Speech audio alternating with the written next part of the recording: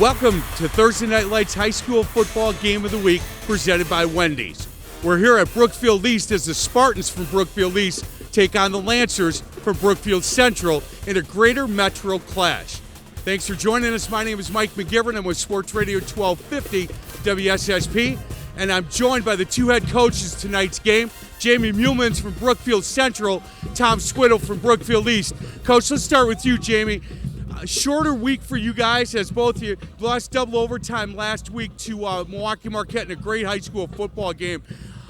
Is that better for you guys, or is it a little difficult having one less day? It's good to get back to work and back on the field after a tough double overtime battle like that. So we're glad to be back on the field on a short week. Excellent. Hey, Tom, so far so good. Undefeated. Defense has been really playing extremely well. Tell us a little bit about this year's team. You guys lost a lot of guys from last year. This, for me, is a little bit of a surprise, and you guys have shown some guys like me that might have doubted that, hey, we're all good here at Brookfield East. I'd be lying if I didn't say I'm a little surprised, too. We weren't highly thought of. Nobody gave us much of a chance to have a good year, and I think we've kind of used that as our rallying cry, to prove that we belong. And this team has bonded very quickly, and I think that's really contributed to our start. Excellent. Guys, let's talk a little bit about the rivalry game. Brook Central, Brook East. I've been told throughout the years that if I get a chance to get to a high school football game, this is the one I need to get to just for the atmosphere and the pure fun of the game. This is one that you guys circle once the calendar comes out and the schedule comes out. This game itself, not only is it important for your conference, Coach, but just a really good way to get the community together and see who gets the bragging rights for Brookfield. Yeah, it's, week in and week out in this conference is tough, Tom's got a great coaching staff. He's done a great job every week in and week out, and then the kids always get up for this game, both sides of the ball. It's always been a good one. Last year we went down to the wire, and should be a good one tonight. Over the years, there hasn't been a lot of games that meant when Brook Central and Brook East played in football. Soccer it has been, but in football that is so important to the conference. This one's pretty important. Right now, you guys are the hunted, and to have this rivalry game right now, I think it's just great for the school and the community. Well, I found out very early how intense this rivalry is. In fact, I was told I will be judged as a coach based on what we do against Brookfield Central. In all honesty, Brookfield Central has had a great program for a number of years. They've earned all the things that they've gotten, and we just want to compete with them. We know if we can compete with Brookfield Central, we can compete with anybody. So they're extremely well coached again tonight. It should be a good game. Excellent, guys. Thanks. Get over to your teams. I appreciate it. Have a good battle. We're going to get to a break. Other side of the break, we'll get over to John Weiser and Dick Basham for the keys of the game. This is Thursday Night Lights High School Football Game of the Week, presented by Wendy's.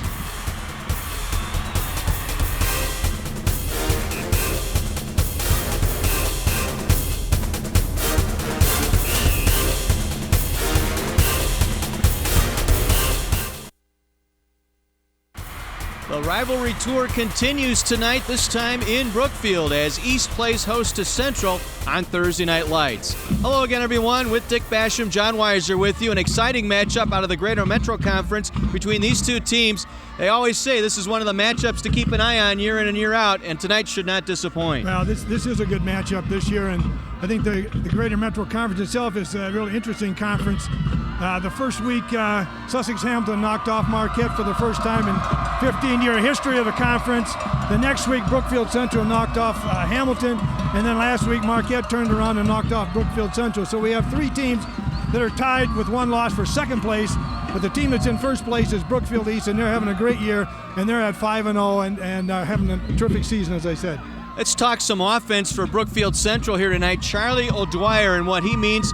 Again, a stable of offensive players, but a very good one. Well, Central has a lot of good running backs, and he's not their leading rusher right now, but he's their most important rusher, and Coach Mullemans thought he deserved a little accolade before the game, and I think he does too. He's very quick, 5'8", 180 pounds, solid runner, also a very good pass receiver, and you're going to see a lot of him tonight if Central's going to be successful. On defense, if you're called Rocky, you better be pretty good, and Rocky Johnson is pretty good. That's true. That's where you put Rocky, on defense. And Rocky Johnson's a 2-year starter, second-team All-Conference last year. plays in the middle of the defensive line. He's got a motor that won't quit, and he is a team leader and a terrific player. For East, they come in at 5-0, and Zach Schober, their quarterback, pretty darn good athlete. Yeah, Zach Schober, number 15, is their starting running back. He started last year as a sophomore. He gained over 500 yards this year. He has over 600 yards already, averaging about 7 or 8 yards a carry, 9 touchdowns. He also is their place kicker. He's all over the field, and Coach Swittle says he really makes a good cut and has been very effective running their zone offense. Normally when you have 4.5 speed, as Alec James possesses, you'd be one of the fastest players on your team, but he's one of, 8 or 9 players that possess that speed for East. Well, he runs a 4.5, 4.40. Alex James, number 7, defensive end. He also anchored the winning 4x400 relay team at the state track meet last year, of which Brookfield East was the state champion as a team as well. And he actually does it all. He also plays some running back. He's just an all-around great player, probably one of the best athletes in the state of Wisconsin. He's only a junior, and he'll be heavily recruited by the time he graduates from East. That's our leaderboard tonight, brought to you by Wisconsin Lutheran College, Academic Excellence, Christian Leadership. Time now for our keys to the game. Well, the keys to the game for me, for Brookfield Central, I think they need to pressure and contain the Brookfield East quarterback. They need to slow down Zach Schober, obviously, I think. And finally, they need to take care of the ball on offense. They've had too many turnovers this year, and it's cost them a couple games. And finally, for Brookfield East, they need to allow no long plays on defense. They need to keep Central's offense off balance with the blitzes, I think. And finally, they need to cause at least one turnover, I think, that leads to points to pull this one out. East won last year's matchup 14-10. Central has won 6 of the last 9 in this matchup. We'll be back in Brookfield following this timeout for the kickoff. Thursday Night Lights in Brookfield.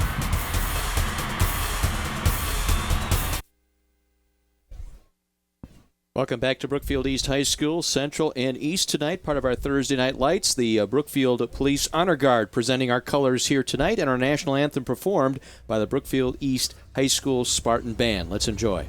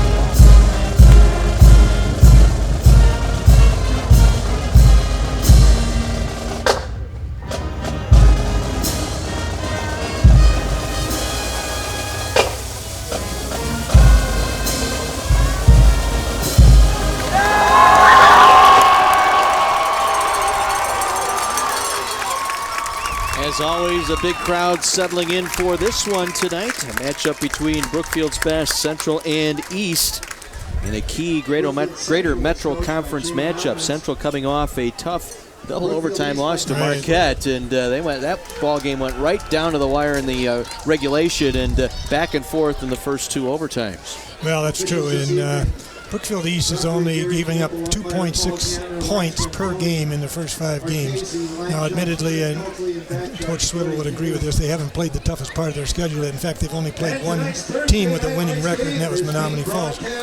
But Central is averaging about 30 points a game, so obviously something's going to give tonight, and that's what we're going to find out in the next couple hours. You heard Coach Swittle talk about his team's defense, 5-0 start, and pitching 4 shutouts in the process. Yeah. Well, I met with Tom earlier in the summer. We were at a Coaches Association function up in Green Bay, and we're talking about his team.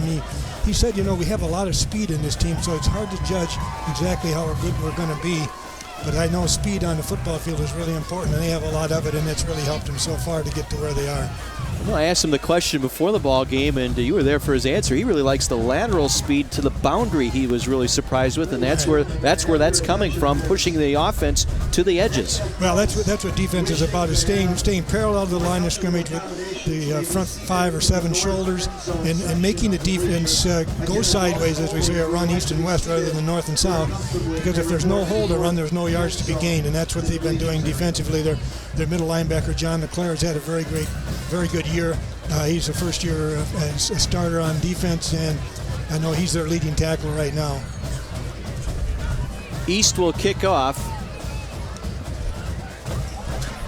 Brandon Richter does the kickoffs. We'll see Schober on the PATs and field goals. Marcus Crum and Charlie O'Dwyer standing deep to receive for Central in the white. And we are underway. The battle for Brookfield has begun, and this will be Crum at his own 5 up the near sideline to the 15. Gets to the hash mark, and he is buried there. Stepping up is Michael McCudden and Nate Mikulski, I should say. Nate Mikulski coming in to make the stop for East. Well, I think John LeClaire is down there too, it looks like to me. But there you see some of that speed on that coverage in that kickoff. They got the tackle inside the 20-yard line, and the ball was fielded at about the 5. That's a little hard to do. Jason Miketree, quarterback here for Central, will lead his offense out onto the field.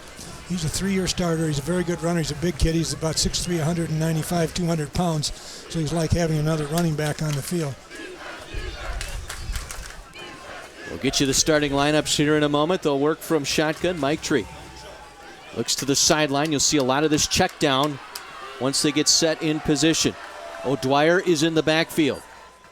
And it's going to be O'Dwyer. He gets the first call over right side. Nothing doing. The East defense there. Joey Torch there to make the stop. As we take a look at the offensive line, Rasmussen, Sabula on the left side. Goodman and Parker on the right side. A pair of good ones there. The backs, as we said, we'll see O'Dwyer at a tailback spot most of the night tonight. Derek Schmidt, pretty good split end as well. Miketree at quarterback.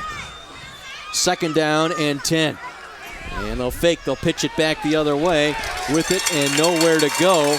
Taking that pitch that time for Central. Riley Richards. Riley Richards. You got it. As we take a look at the defensive front here for Brookfield East. James, the speedster, on one end. And Shimbrowski, LeClaire, and Brunker at the linebacker spot.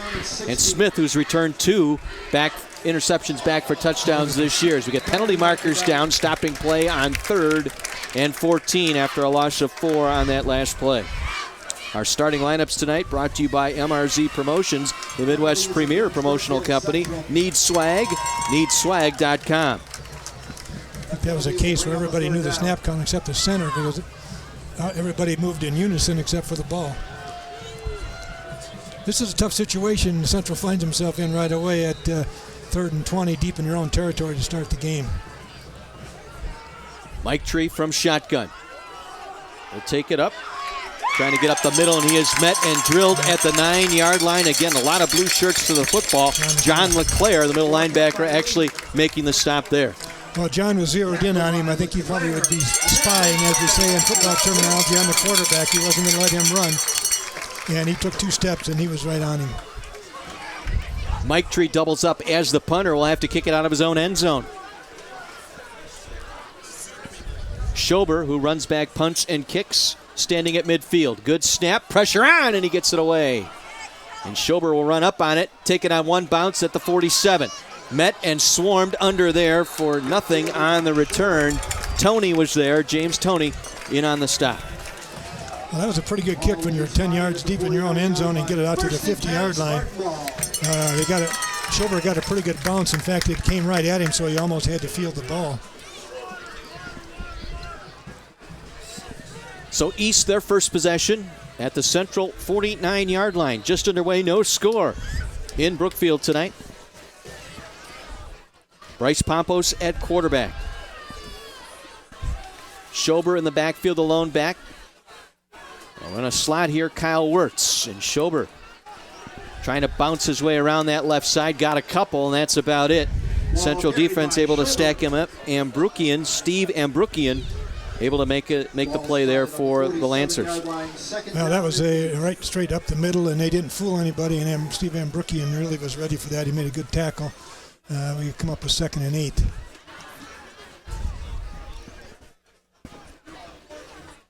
This is a real advantage for East. They're starting on a 50-yard field, and Brookfield Central started on an 80-yard field, and as a coach, you would rather have the 50-yard field, I can tell you that. First pass of the ball game for East. They're going to air it out down the far sideline. Schober's there, makes the catch inside the 20, dances around, spins his way to the 19. First down for Brookfield East at the Central 19-yard line, a 30-yard completion. And Ambrukian there to make the stop. Well, that play was fairly well defended by Brookfield Central, but the defender couldn't quite get his hand on the ball. Schober made an excellent catch. The ball was a little underthrown. He had to stop and come back for it, and East is in business here. Austin Van Ark nearly got a fingertip on it, the linebacker in coverage that time. 1st and 10 East at the 19-yard line. Schober, the lone man in the backfield. Sends a man in motion to the right side. And it's the quarterback. It's Pompos. He'll keep it. Takes it inside the 18 down to about the 17-yard line as we set that offensive front. Zagali, the 6'5", 285-pound left tackle, part of that anchor on that line, along with Tusshaus, who's the returning starter, the center. We talked about Smith doubling up at wide receiver and defensive back. Schober, the running back, a good one. As you saw there, also could make nice catch. As Pompos, the 5'11", 180-pound junior, runs the offense here for East. 2nd down and 8. Ball at the 17-yard line. Schober gets the call. Schober into the second level before he's finally wrestled down there. Rocky Johnson there to make the stop defensively. Johnson, maybe one of the, as we talked about in the pregame, the best defender on that field for Central as we set the defense. I think he probably is. Johnson, the interior defensive lineman. Abashi, a pretty good one in his own right as well on the end. Talked about Van Ark in coverage. He'll have that job back there in that secondary along with Ty Cannon. And a pretty good secondary with Chris DuBois, that free safety. 3rd down and 5. Ball just inside the 14-yard line. Pompos with some time. Gonna dump it off near side. Ball tipped, knocked out of bounds. 3 receivers in that general vicinity there. Billy Shim there to knock it away, but boy, a big crowd of receivers at that pylon. Right, you can see him rolling out. He's a very good runner, but they did a good job of forcing the ball, and you could see there was 3 blue shirts within 5 yards of each other. That's a lot easier to defend when you get 3 defenders there with them. Amato, Wirtz, and Smith all there, or excuse me, McCudden all converging. Schober will attempt the field goal here. This will be a 31-yarder from the middle of the field.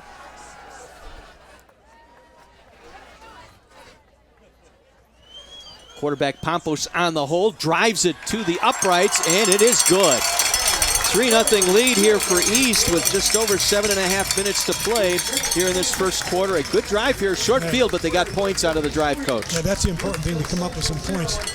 The field goal, was a low snap and a line drive kick, but it still counts for 3 points, and that's huge, I think, to get on the board first in a game like this.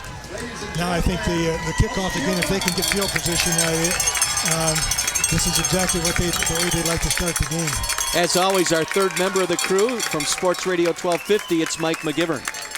Guys, listening to the coaches at Brook Central, they're talking about just not being too tight. I think their team came out a little bit tight, talking to the offense about just loosen up, do what we do, and let's start getting some first downs. Really thought they came out a little tight on that first drive. Good point there. I know it's a little different here with the TV here tonight, and a little bit of a different starting time when we kick off a little after 7 as opposed to straight up 7 o'clock, and you always worry about that. I'm sure you as a coach, Dick, always worry about that as well, the routine that your team is in to get ready for a game. Well, I also think part of the problem was they got backed up right away. When you're inside your own 15-yard line, start the game, that's not a very comfortable situation to be in. And Central has had problems this year handling the ball. They had 6 turnovers in their first game against Racine Park, which ended up being a loss probably to a team that they're better than. And then last week against Marquette, they had a couple of turnovers that really hurt them too. Again, it's O'Dwyer far side, Crum near side to receive the kick. And this is Crum again inside his own 5. Gets it out across the 15, and he is dropped immediately. In on the play was Nate Schneider, the senior, on special teams, gunning down the field. Right, and again, you can see here, a good shot of him come down, number 25 right there. He's the first one down. He makes the play. Oftentimes the first guy down will miss because he's out of control, but he broke down and did a nice job. 17-yard line, 1st and 10, Lancers ball.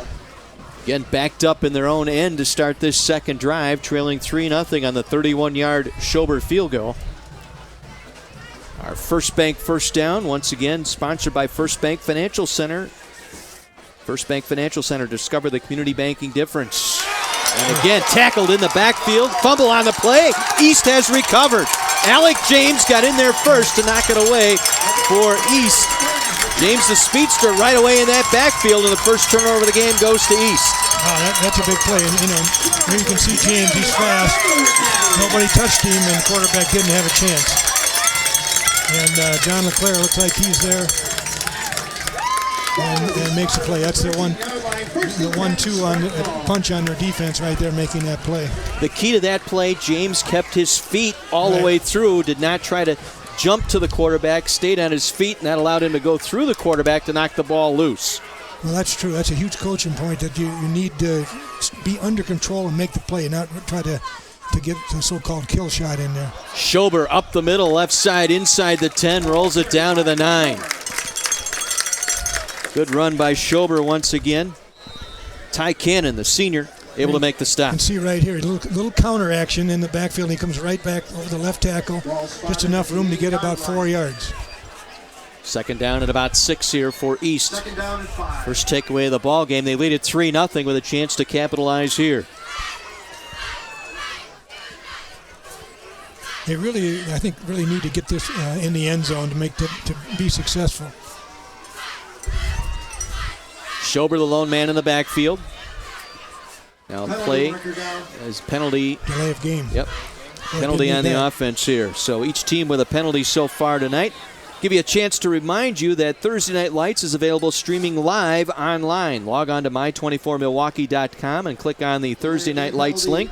You can also find our complete game schedule, watch archived videos of our game, and even post your own photos. That's my24milwaukee.com. Roll the quarterback. Pompos out near side. Throws it through the hands of the receiver. Incomplete. Looking for Michael McCudden, the junior. The wide receiver, Billy Shim, in coverage that time for Central. Well, this is the pass they throw a lot, and they throw it very well. This was actually a pretty good defense. You can see number 4 was in the throwing lane, and he had to throw it a little bit high, and McCudden couldn't bring it in.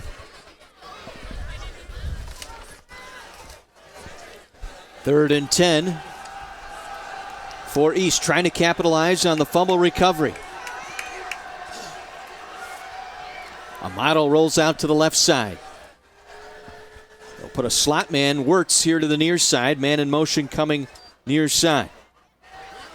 And it'll be the Pompos keeping it, takes it inside the 10, down to about the 8-yard line, short of the first down. And once again, the field goal unit coming on for the East Spartans. You see Coach Tom Swiddle really wanted something out of there other than a field goal. He was hoping to get 6. Well, I think Central's got to be feeling pretty good. They've been down there twice, and 6 points is all they're going to get out of this if they make this field goal. And, of course, if Central comes back and scores, that really nullifies all of this in one fell swoop. 25-yarder kick on the way, and it is good. A pair of Zach Schober field goals from 31 and 25 yards out. And Brookfield East leads it by a score of 6-0 as we take a break. Thursday Night Lights, presented by Wendy's on My24.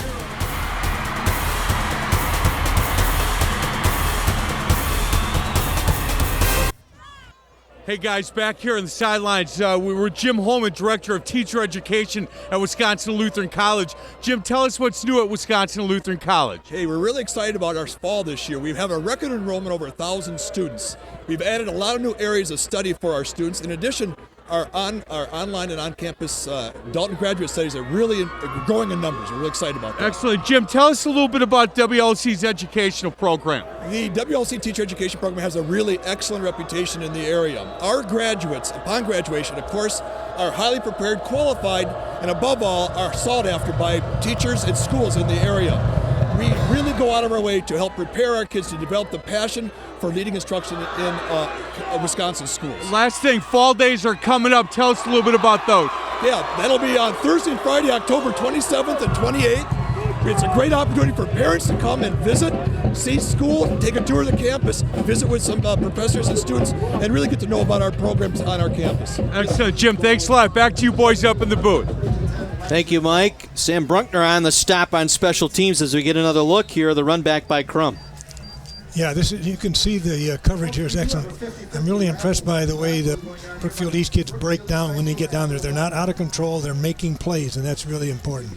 Third possession of the night here for Brookfield Central. They trail 6-0. Fumbled away their last opportunity here inside their own 20. And Dwyer again getting the call this time, and he is stacked up. Check that, not O'Dwyer. That is DeMario Harris, the sophomore, with his first carry. John LeClaire in on the stop. LeClaire with that fumble recovery on that last drive. Yeah, John is having a great year. As I said earlier, he's their leading tackler. I think he's been in on most of the tackles so far tonight. He just sits in the middle right there, right over the center, and just reads the play. 2nd and 11 here. They'll roll the quarterback, Mike Tree out, flips it out there, completes to O'Dwyer. O'Dwyer takes it out across the 25, just short of the first down, pickup of 10 on the first pass completion of the night. Well, Charlie O'Dwyer is their leading receiver, not only, as well as one of their better running backs. That's his 8th catch right there, so around 120 yards. So he's averaging about 14, 15 yards a catch.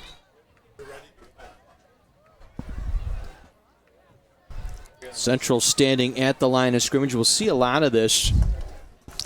I'm not sure if they're eyeing this one up from where we're sitting. It looks like they're short, but a coach can ask for a measurement. Right. We're looking, it's going to be short, and they'll stretch it out, and just that short. A little bit more about that 50-50 raffle. Well, Central goes no huddle, and they get a signal from the sideline. There's several ways to get the plays in. They can send somebody in with it, but they signal the plays in. They also have wristbands that have numbered plays on them. You're going to look at Jason Mike Tree, the quarterback, also a pretty darn good basketball player for Central. He's a good all-around athlete, and when he's hot, when he's completing passes and running, they're a very good football team because that adds 2 dimensions to their offense. Pro Wrestling is back. Don't miss all of the high-flying, bone-crushing action of Ring of Honor Wrestling, Saturdays at 9, followed by Pro Wrestling Report at 10, right here on My 24. 3rd and inches here for Brookfield Central, the 3rd possession of the ball game. 5 minutes to go here, first quarter, down 6. And Mike Tree going to hand this one off, and the second man through got the first down out across the 30 to about the 31-yard line. Yeah, that was DeMario Harris, and he's a little bit bigger back. He's 5'10". He's only a sophomore, but he's their leading rusher this year, and I think they tried Charlie O'Dwyer back there, but he doesn't quite have the power to go up inside where Harris does, and O'Dwyer's, I think, a little bit better out on the edges, so that hopefully that'll open up their offense for him a little bit.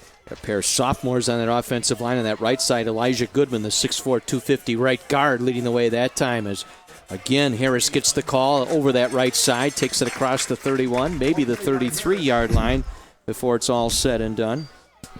We're also getting a better surge from the Central offensive line. They're getting off the ball and making a little bit more room than they did the first couple times they had the ball. Giovanni Hudson, the senior defensive end on the opposite end of Alec James, able to make the stop there. Short gain of 2. Second down, we'll call it 8 here. Even though it's been a rough start, there's no need for Central to panic. They have plenty of time to do what they do. Quarterback will keep it, and he's met right in the backfield for a loss, actually, of 2. Back to the original line of scrimmage. This will bring up a 3rd and 10. Brunker again right there, mate, with a nice read to make the stop. Right here, if you can see it, I don't know. That was John LeClaire in there. He popped the quarterback, and so he gave it to the fullback. It's one of our Boucher big hit collisions of the ball game, brought to you by Boucher Automotive Group. If you've been in a collision, you can count on Boucher Automotive with body shops all over southeast Wisconsin to fix whatever is dented or broken on your car. Pump fake as they go down the field. Ball in the air, and it's going to be picked off. Intercepted Michael Amato, the senior. Also a starting wide receiver, this time using that receiver skill to make the interception. Second takeaway for that defense tonight.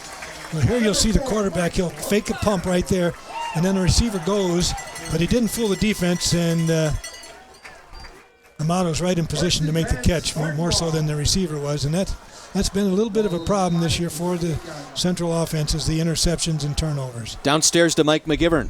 Guys, listen to the offensive line coach, Brookfield East. Not happy they're only up 6-0. Really thinks they need to take control of this game. And Brook Central kind of happy at this point, only giving up 6.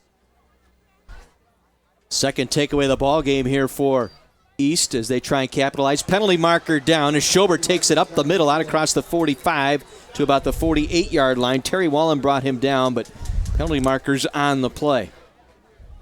I didn't see if somebody moved or what, but you can see how quick Schober is there. He had 8 yards just like that, and we got a warning on the east sideline to back up.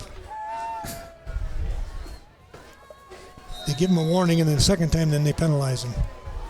So the play will stand.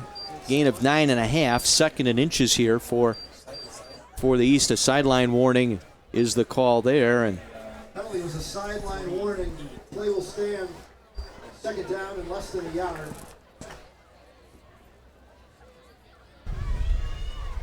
And again, Schobert gets the call. This time up the middle across midfield. First down and more into the Central territory down to the Lancer 45-yard line. Good hard run up the middle that time by Zach Schober, the junior.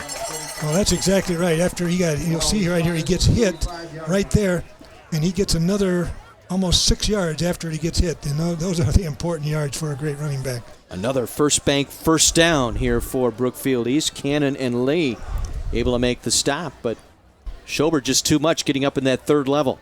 First and 10 from the Central 45. Schober again gets the call, breaks a tackle at the line, takes it out across the 41, down close to the 40-yard line. Another nice strong run of about 5. Adam Miller, a senior, on that defensive line making the stop. Well, there's two things happening here. The Brookfield East line is getting off the ball and making more room, but Schober, you can see how quick his feet are, and he makes that first cut a good one, and he finds that crack, and he gets his shoulders in there and gets that 5 yards before you know it. Just shy of 7 yards per carry on the season for Schober. Second down. Call it 6 here. And this is the quarterback, Pompos, trying to work the right side. Got the line of scrimmage, maybe a couple before he was tripped up there. Austin Van Ark there to make the stop, the outside linebacker. Well, Bryce Pompos is their second leading rusher this year. He's got 86 yards. Schober obviously gets the majority of the carries, but he's averaging 3.6 yards. He does have 4 touchdowns, and he's not a bad runner. He's about 5'10", 180 pounds, so he's not small. Third down and 4. Pompos wants to pass, swings it out far side, pass incomplete. There was contact back there with the intended receiver. DJ Lee, the defender out there. Well, that's a little flat pass that I mentioned earlier. They do throw that pretty well. Again, the defensive end got his hand up and forced him to throw the ball a little bit higher than he wants to. And that was the difference in their successful play and not being successful. Elbus was the intended receiver for East, their first punt. So they'll get this one away. Again, try and pin Central back, and they get a favorable roll inside the 5. Will they down it before it gets in the end zone? Nope. Touchback. Just a little late pouncing on that one, so it'll go as a touchback. The ball will be brought back out to the 20-yard line for the Lancers here with 65 seconds to go in this quarter, and they trail 6-0. It's been a battle of field position here so far. Yeah, that's too bad on that punt that they got a little bit greedy trying to get too close to the goal line and got away from them. As soon as that ball crosses that vertical plane determined by the goal line, it's a touchback. But field position has not been in Central's favor. If they can get out of here, I think, and get some momentum going, I think they're going to be okay. Mike Tree at quarterback. They'll give it off to a Dwyer from the slot, coming around the right side across the 25, maybe the 26-yard line. Good run by O'Dwyer for 6. Brought down by Brian Smith, the strong safety. Here you see it's just a sweep this to the right. This is where O'Dwyer's at his best. When he gets onto the corner and gets out in the open field, he's going to be a lot more effective, I think, than he is running up the middle. 27-yard line, 2nd down and 3. Gain of 7, 2nd and 3. And it's Harris stopped right at the line, may have lost a yard again. That East defense is just so strong, and that was Alec James once again able to make the play. Yeah, James and LeClaire both just sandwiched him and put him on his back real quick. You can see it right there, both of them at the same time. Ball is placed at the 28-yard line, 3rd down and 2. Final seconds here of this first quarter. Let's see if Central will get one more playoff here. 3rd and about 2. Harris again with the call, and he'll be short of the first down. Again, good pursuit to the ball. LeClaire, the middle linebacker, having a pretty darn good ball game. It'll set up a 4th down when we come back for our second quarter. Brookfield East taking advantage of a couple of takeaways. They lead at 6-0 on Thursday Night Lights.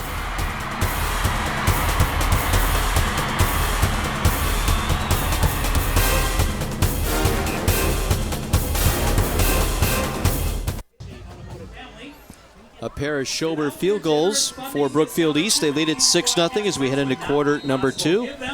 With Dick Basham, Mike McGivern, John Weiser with you. Battle for Brookfield here tonight. 4th down for Brookfield Central. They will punt it away. Low snap. Able to get this one away, and East will get away from it. It'll angle its way out of bounds just across the Spartan 40-yard line. It'll go out at the 38-yard line. That's where Brookfield East will take over. As I said before, Dick, it's been a battle for field position, and so far East has won that field position battle. Well, they have, and Central got 8 yards on that first play on their last possession, but they couldn't get the other 2 yards on the next 2 plays, and they really, until they can get that running game going, I think it's going to be a long night right now, especially playing on a long field.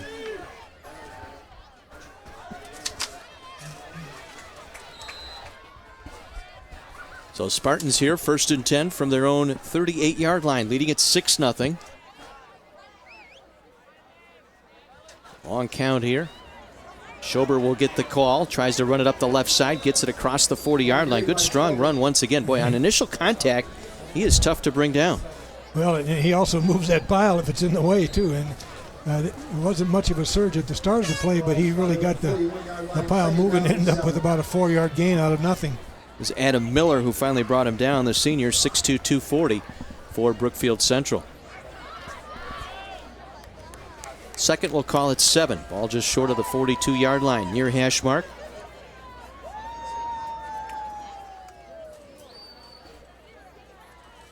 Pompos again, long hard count. Will swing it out here near side, completes the pass to Wirtz. Wirtz breaks a tackle, takes it out of bounds near the 47-yard line, close to a 1st down. DJ Lee able to make the stop as we get another look. See right here, I think you'll see he lost the ball, but he was out of bounds. Yeah, he's lucky there. Only carried it in the right hand. That time he got to the left sideline and had the ball in the left arm. Saw that the other day in that Packer game. Steve Smith carried the ball in the wrong arm and got that thing poked out. Yeah, that was a strange play. Also, he's waving it around out there. I think the pros are too interested in showboating and just play football. It's a simple game. Don't make it any harder than it has to be. Chain gang coming out. We talked about a 14-10 affair last year, East winning, but Central over the years has dominated this series. 6 of the last 9 meetings. As that one has come up short once again here, so 3rd and inches here for the Spartans. Yeah, the first 7 or 8 years in the century, Central really had some outstanding football teams. Twice they were in the state championship game, and both times they didn't win it, but they were there. And that's, of course, Joe Thomas is a well-known name from Brookfield Central, #1 draft choice that went to Cleveland Browns. 4 receivers, 2 to a side. Single back is Schober here on 3rd and inches. Again, long hard count, penalty marker down. Schober gets the call. He'll get the 1st down, but he was leaning. Yeah, he was. He kind of broke his stance out of the backfield. This will be coming back here against the Spartans. And that turns 3rd and 1 into 3rd and 6. Which is a All it took was that little rock out of that stance just as the ball was being snapped. Let's see if they move him back 5. Veteran officiating crew here tonight. Excessive noise, including the air horn, will not be permitted at tonight's. So 5-yard walk-off on the motion call. Anyone caught with any 3rd and 6 now for Brookfield East. Just underway second quarter, 6-0 Spartans at 31 and 25-yard field goals by Schober, taking advantage of 2 takeaways here tonight. Pompos and Schober in the backfield, and Pompos wants to throw. Swings it out, and it's nearly picked off, knocked away, incomplete. Intended out there for McCudden, and it was DJ Lee who broke that one up for Central. Well, I was at practice this week for Central, and they were working very hard on this particular route. It's a tough one to cover, but you can see they've run it 3 times, and they've been right there all 3 times. And so Sal Logie, the defensive coordinator, has got that sniffed out. Connor Allen to punt this one away. Here comes the rush, and he gets off a nice one. A beauty. That will hang up there. And brought down immediately. Derek Schmidt on the punt return. A couple of yards out to the 30-yard line. Amato there to bring him down. Tough catch there. He had the defense collapsing right on him. He did.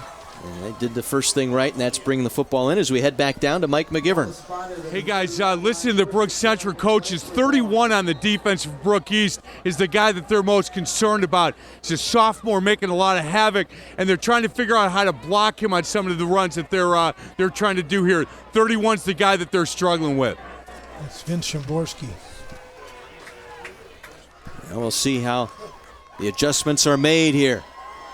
As rolling out, Mike Tree going to throw it, and it's incomplete, looking for O'Dwyer, and it was nearly picked off as it was overthrown. Ryan Smith, the strong safety out there in coverage, and nearly coming up with it.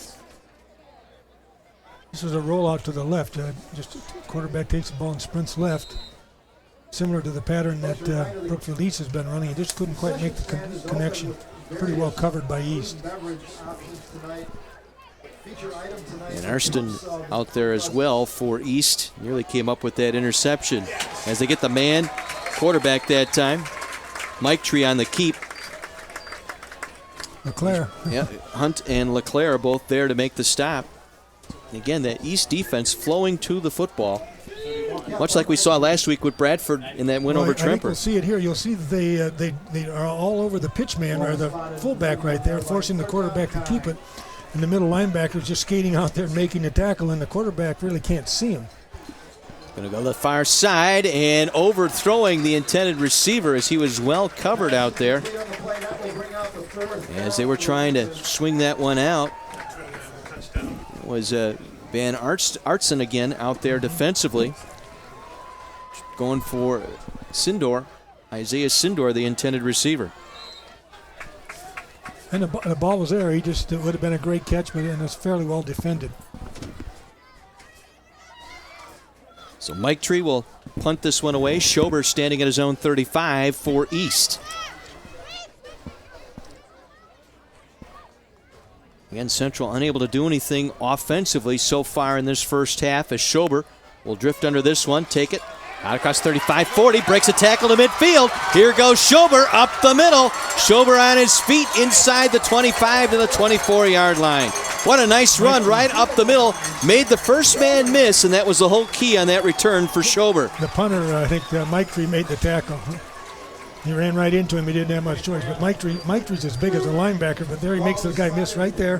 Cuts back, outruns number 13, and right there you'll see the number 20, the quarterback. Mike Tree makes the tackle. 39-yard return for Schober. Sets them up 1st and 10.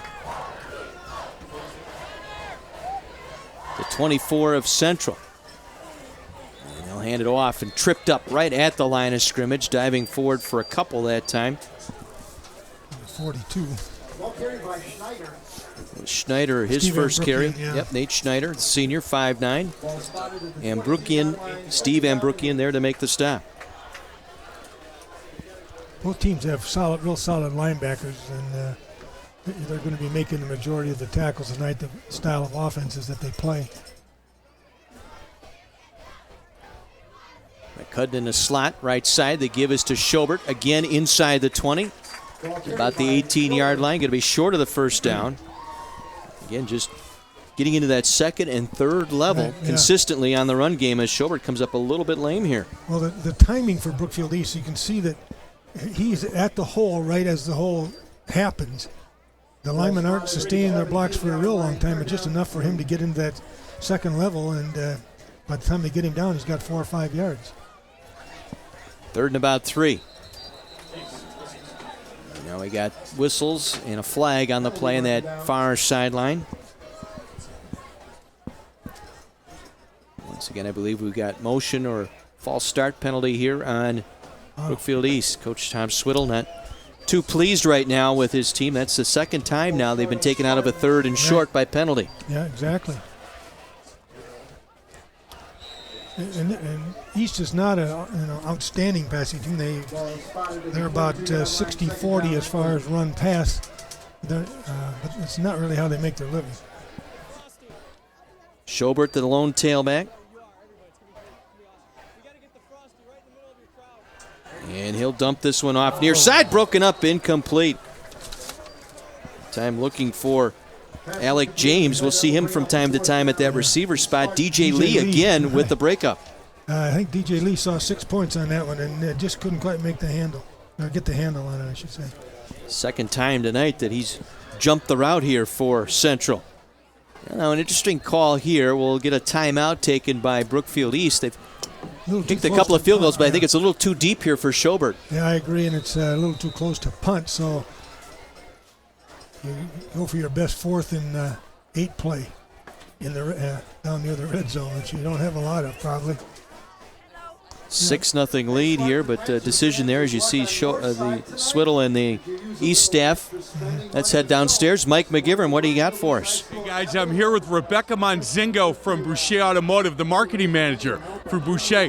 Rebecca, thanks a lot for coming. Thanks for being involved in this. Absolutely. Hey, if you're looking for a new car, you want 2011, now would be the time, correct? 2012's already making their way out? Yeah, a lot of the models already have the 2012s in, so 2011 rebates are ridiculously good right now. Ridiculously good. How many Boucher dealerships are there? 16.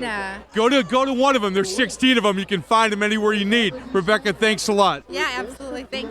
Back to you guys up in the booth. Thanks, Mike. Always good to see Rebecca here on site. 4th and 8. And they will go for it here. Schobert in the backfield. Trips 3 receivers to the right side here for East. Now they'll break that up as they send Wirtz in motion near side. Pompos wants to throw with time, going over the middle, and it is broken up, incomplete. Just a little bit out of the reach of the intended receiver that time. Michael Amato would have had to climb a pretty big ladder to bring that one down. Right, just a hair high. It's thrown pretty well, but you can see right here he couldn't quite get up there, and the defender was able to get a hand on it, but Central takes over. Got a break there.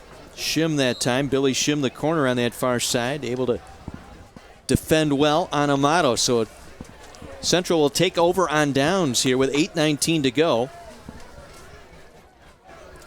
And they trail 6-0, trying to find something to work here on offense. Right. We'll try it here to O'Dwyer, and he is buried just across the line of scrimmage, trying to get it in the hands of the speedster. Once again, it's Torch and LeClaire able to make the stop. LeClaire having himself quite a ball game so far. He's having a season in one night right now. Yeah, I happen to know John and his family. They go to the same church that I do, and I was talking to his dad before the game.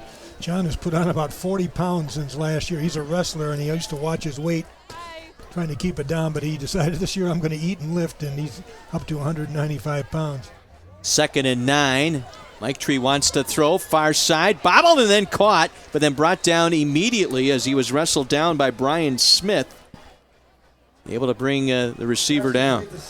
Well, that helps Central a little bit. They've established that they've had guys open. They've established now that they can complete some passes here. That'll keep the defense a little more off balance, I think. Isaiah Seidner getting the action here. And again, they try and run it up that left side. Nothing doing. East had that play read well as Harris stopped for no gain. Once again, Joey Torch up front for the Spartans. Well, Brookfield East is doing a really good job on the running game. They just have not been able to get it going. And they've got themselves in situations, Central that is, has gotten themselves in situations that are certainly manageable, but they haven't been able to find the solution to anything that could get them 3 or 4 yards when they needed it. This will be Michael Amato now returning this punt. We saw Schobert get a little nicked up on that last series, so Amato standing deep to receive the Mike Tree punt. Rushes on. Mike Tree gets off a good one. Very nice kick. Amato will signal fair catch. He'll come down with it just short of his own 35-yard line. 6.5 to go here in this first half. 6-0. Brookfield East, a pair of field goals. 31 yards, 25 yards, the difference so far. Well, Zach Schobert is 5'11", 175 pounds. Last year, he carried the ball 113 times. This year, he's already carried it 97 times. That's about 210 poundings that he takes. And he is the lone running back. I think they need to protect him a little bit and give him a break on returning kicks. Bring the man in motion here to the near side. The give, and we have penalty markers all over the place as Schobert went down in a heap there on that right side, but the play was whistled dead. I think the snap was a little bit late because the man in motion turned up the field. East having trouble with that offensive timing here of late. Right. You can see right there that snap got in late, and boy, Schobert drilled another Boucher big hit there. Yeah. Stepping up to make that. Chikwe Obashi, the junior. Well, that's the first time we've said his name tonight. He's actually a very good player, but evidently they're running away from him or staying inside where he hasn't been able to make many tackles yet. 1st and 15, ball just across the 30-yard line. Again, Schobert gets the call, tries to run up right side, wrestled down at the line of scrimmage, got a couple. So ball squirted free. Adam Miller there, along with Rocky Johnson, the senior we featured in our pregame. Just a reverse pivot by the quarterback, gives it to Schobert. And every time that East sends a man in motion, Central's bringing another guy up on the line of scrimmage, and right now that's being pretty effective in slowing down their running game. Gain of 2, 2nd down, 13 upcoming. Schobert in the backfield. Bryce Pompos at quarterback will give it. No, he'll keep it. Pompos trying to run laterally on the line of scrimmage and didn't find anything there. He had the pitchman Wirtz with him, but elected to keep it. Got nothing out of it. Brings up 3rd and long here for East as Shim that time strung it out nicely. Yeah, you'll see that they did string it out. There wasn't anybody to pitch to. They had all the pitch. They had the pitch covered. I think that was Chris Dubois that made the tackle there. He's a 2-year starter. He started last year as a sophomore and plays free safety. Got an older brother that played for Central 4 or 5 years ago that was a very good player. Well, the 3rd and 13 here for East. All at their own 32-yard line. Pompos will roll left. Has some time. Downfield it goes, and the catch is made out of bounds. Amato, the receiver, Wallen on coverage. And Amato ran out of real estate. Even if he comes up with that ball, he would have been out of bounds. And a bit shaken up here as he... Well, he lit on his back. I think it probably knocked the wind out of him a little bit. That can happen when you land flat on your back like that. I think you'll be back in. Took a pretty good shot there at the end of that play. Well, we're getting into a punting match here.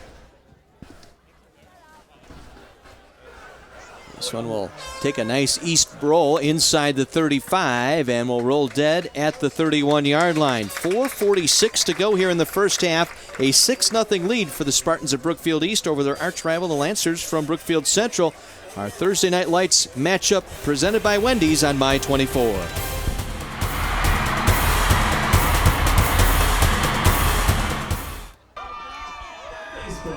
Our Thursday Night Lights Real Fan Camp presented to you every week by Wendy's. Wendy's, you know when it's real. A sea of red here on the east sideline. They all got the memo, didn't they? a lost Frosty in the middle of all that. 4:46 to go here in the half, and Brookfield Central still searching for some offense here. Play action. Swing pass. Mike Tree going to swing it out. Man wide open, over the shoulder catch. O'Dwyer out of bounds at the East 45-yard line. Deepest penetration of the night for the Central offense, and that's what they were looking for there, a big play. Well, O'Dwyer was open all the way. There he goes in behind the quarterback, down the sideline. Nice throw and catch right there. Just what Central needed to get a feel for their offense. And we talked about O'Dwyer, one of the speedsters on this team, one of 8. As they swing it out, looking for Sidner, incomplete. Just outside a little bit. East had that pretty well covered. But now Brookfield Central, at least they're inside the 50-yard line.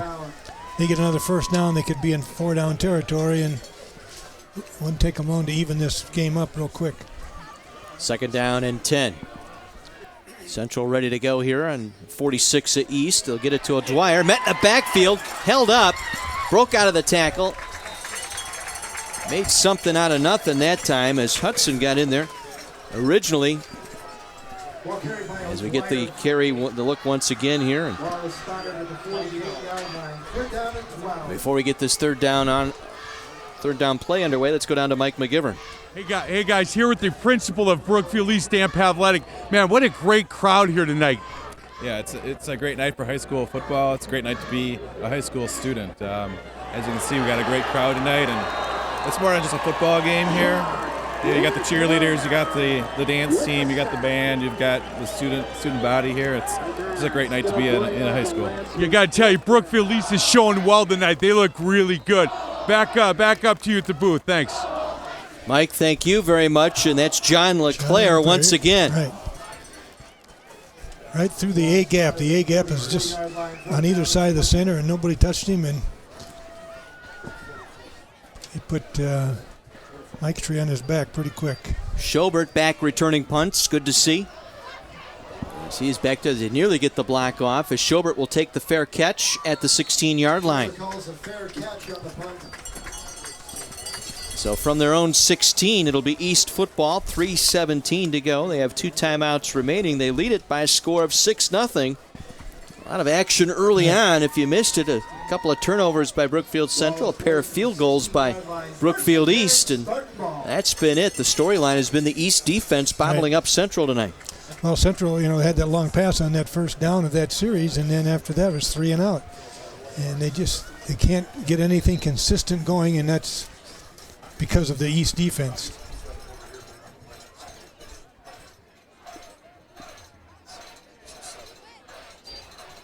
Schobert, right side, big hole out across the 25 and tripped up near a first down at the 27-yard line.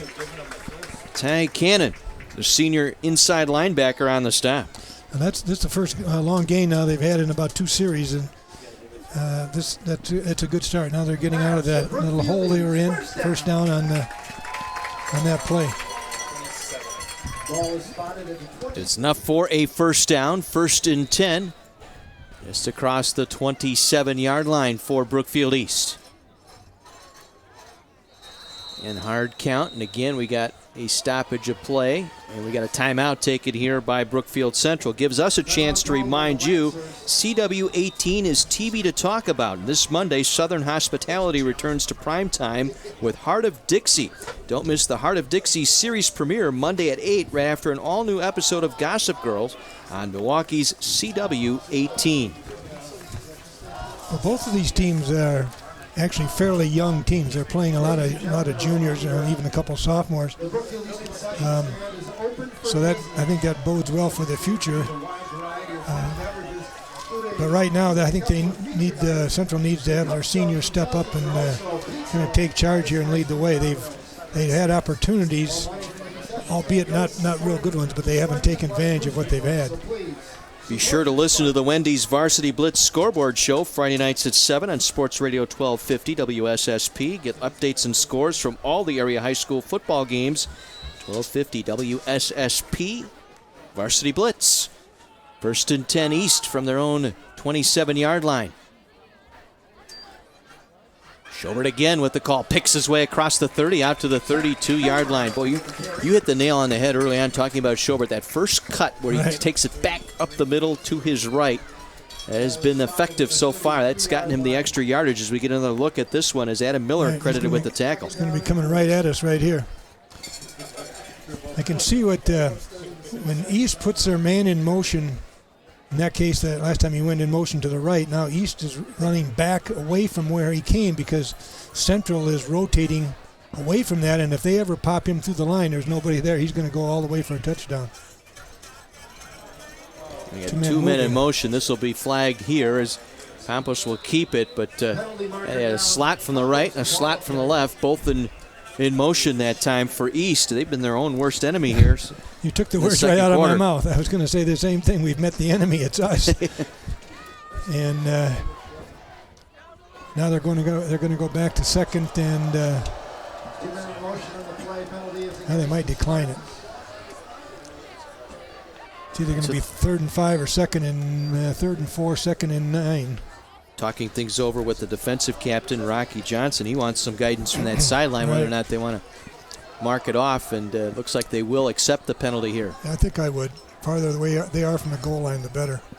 Illegal shift, 2 men in motion, the penalty here against Brookfield East. Ball is spotted at the 28-yard line. 2nd down and 9. So 2nd and long here for East. Schobert gets the call. Schobert right side. Back to the original. Got all 5 of them back on that play. So again, Miller tripped him up that time. Now this is a down and distance that East has had trouble with. They don't. It's a little too far to run, although they might. But they haven't been able to complete those short passes on these 3rd down situations to get the first down. 3rd and 4 here. Clock rolling. Minute 45 to go here in this first half. Now Bryce Pompous is not really a drop-back passer. He's more of a rollout guy. Give it to Schobert. Shows you what I know right there. They did run it right up the middle for a first down. 7-yard pickup and a first down by Schobert.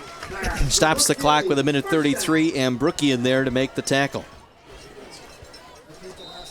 Well, Brookfield East has a 1-minute offense. I saw them work on it on Tuesday when I was here at practice.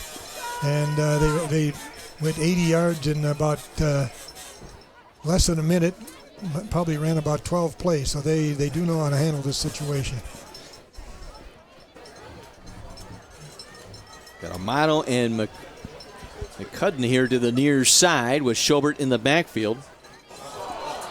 And again, Campos with some problems in that backfield. Austin Van Ark there to make the tackle. Well, that wasn't one of the plays they ran right there. So puts it at 2nd and 11. Hit the man in motion that time. You got to get across that line a little bit quicker, son. Yeah. Yeah, East's timing has been a little bit off here. Certainly didn't look like that in practice. Well, 2nd and 10. They'll swing it out here. They'll throw the ball downfield on the halfback option, and making the catch is Wirtz. The little lateral that time to Amato, who gets it downfield to Wirtz. And Dubois, the last man to bring him down, but not before East gets a first down. A little razzle-dazzle. Well, that was a double pass. It was well executed. And I did see that in practice, and so they knew that was going to be a play that they'd have to pull out. Kyle Wirtz, the junior, with the reception. Down to the 38-yard line of Central. 24 seconds to go here in this first half. A little bit short on time. They need to move it here. With time. Right side in the air. That's trouble, and that's picked off out there. Thrown into double coverage. Central able to get the takeaway. Yeah, that was not a good throw. It was thrown up for grabs. And Central was playing very deep. That would have been Billy Shim who may have came up with that. Let's see. Indeed it was Shim. As Wirtz was the intended target, overshot him, and Shim with the takeaway for Central. But the only good thing you can say is that it's about as good as a punt, and puts him down at the 9-yard line with 17 seconds to go. I would imagine that Central would take a knee here. Maybe not. But they'll go in at halftime 6-0, and I think they'll be saying to themselves, it could have been a lot worse. And if they get their act together in the second half, This will be a very interesting game. Mike Tree will send O'Dwyer here in a slot to the near side. And they'll just hand it off as Harris will take it. Gain of about 4. Once again, John LeClaire pressing for player of the game here through the first half with a fumble recovery and a bushel basket full of tackles. Once again on the stop as our time runs out here in this first half. Brookfield East early on with a pair of field goals, and it's been a defensive struggle since. Yeah, right. I don't know if it's been a defensive struggle or an offensive struggle. You know, the offenses have struggled to do anything since those 2 field goal opportunities. But East, the penalties on offense tonight, particularly here in the second quarter, have really taken the rhythm out of their offense. Yeah, the 5-yarders at inopportune times put them in situations where they don't really excel at. They're not an outstanding passing team. And so they really need to stay on schedule with the run game. You know, they got 3 or 4 yards in that first down, get to 3rd and 2, things like that in order to be consistent. Mike McGivern's got a coach on the sideline. Hey guys, here with Tom Swiddle, coach here at Brookfield East. Well, defensively, coach, my goodness, pitching a shutout. That defense swarms the ball a little bit. Yeah, they're playing. They played the first half as we've played the entire year so far.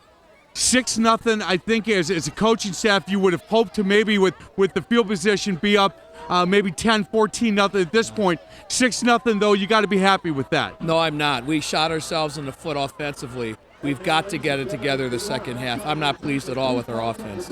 Coach, good luck the rest of the way, man. It's been a great first half for TV. I appreciate this. Thank you. Excellent. We're going to get to a break. Other side of the break, back to the boys in the booth. Thanks with Thursday Night Lights High School Football Game of the Week.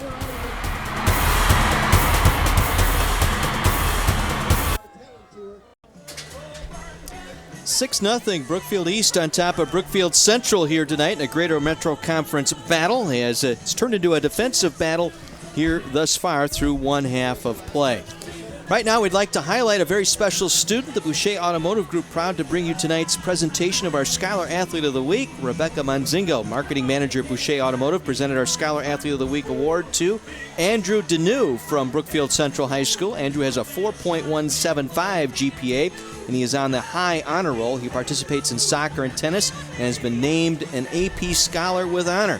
Andrew was a first-team All-State finalist in tennis. He's a member of the Key Club Freshman Mentoring Program and is on the NHS Executive Board.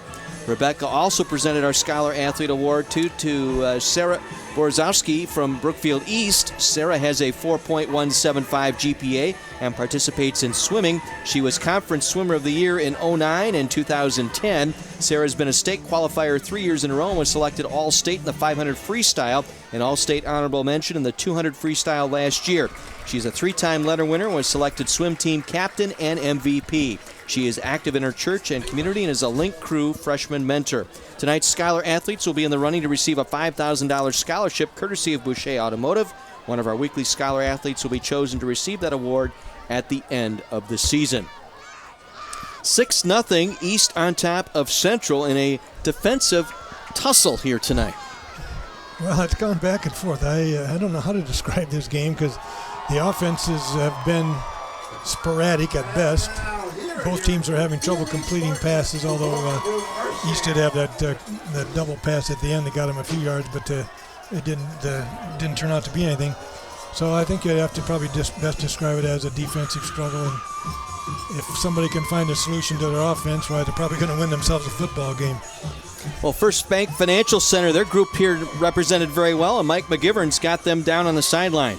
Hey guys, like you said, First Bank Financial Center, always my favorite interview of the week. These guys are always fun, having fun. Let's talk a little bit about business with First Bank Financial Center with Kevin Wolf. Kevin, tell us a little bit about your core beliefs with business and how First Bank Financial Center takes care of their business. Well, as the #1 SBA lender in Wisconsin, we're able to bring banking experts to the small businesses in the communities that we serve. Yeah, no doubt, and I agree with that. Let's get over to home lending. We're going to talk with Brian. Home lending, obviously a big part of what you guys do. I'm sorry, Dan. Brian's over there taking pictures. Let's talk to Dan about home lending. Obviously a big part about what First Bank Financial Center is all about. Well, first of all, I'd like to say that First Bank Financial Center is very proud to sponsor and be part of Thursday Night Lights and high school football here in Wisconsin. Home lending for us is outstanding right now. We got a great staff. We got our full slate of products, and we're honored to service Southeast Wisconsin with our programs. You know, guys, I told these guys I was gonna save pretty for last. Yeah, I did that. There's no doubt. Gabrielle Rabone, she is going to here to talk about branch banking and a little bit about First Bank Financial Center. Their branch in Menominee Falls, I've been there a couple of times. This is where a couple of these guys work. Is as nice as they come. Tell us a little bit about branch banking and what you do at First Bank Financial Center. Well, I'm the branch manager at our Menominee Falls location, and we're an independent community bank. We've been around for 152 years, so we're doing something right. And we know all of our customers by name. When they come in, we greet them by name. They're not just an account number to us. Hey guys, I got to tell you, they talk about community banking, First Bank Financial Center, it's a core of what they believe. And you know what, talking to these guys week after week, I'm starting to believe them. First Bank Financial Center is the community bank that you want to bank at. Let's get to a break. Other side of the break, back up to the booth with Dick Basham and John Weiser.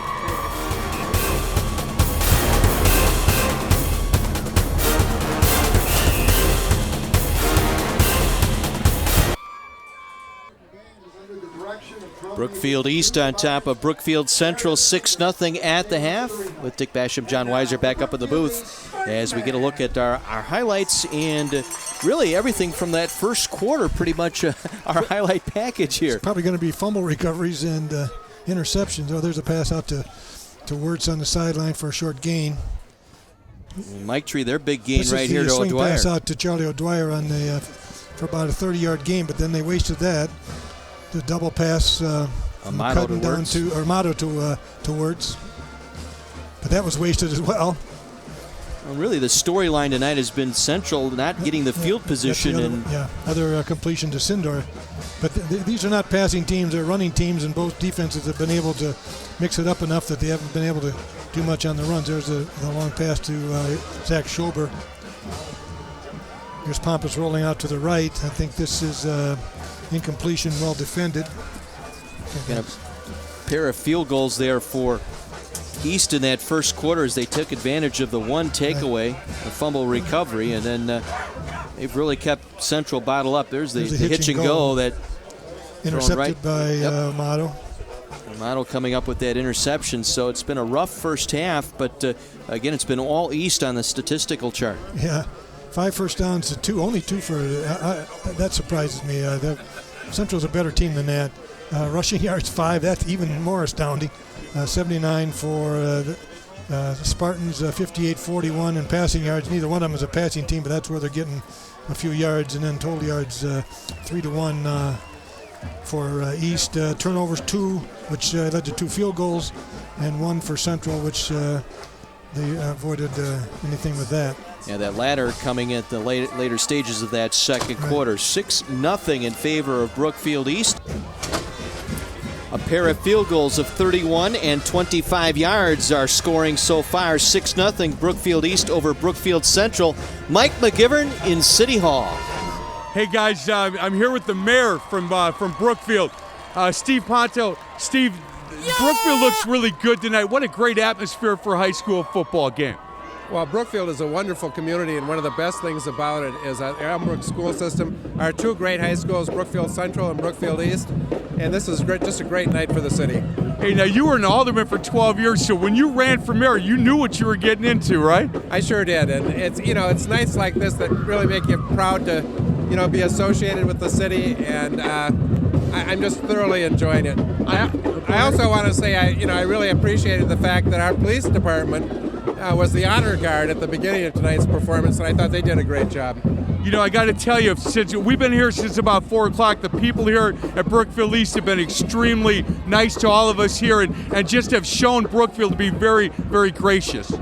Well, I think Brookfield is a very friendly community. It's a very, I think there is a real sense of community. You can see it in the competition tonight between these 2 great high schools, and I'm thoroughly enjoying the game.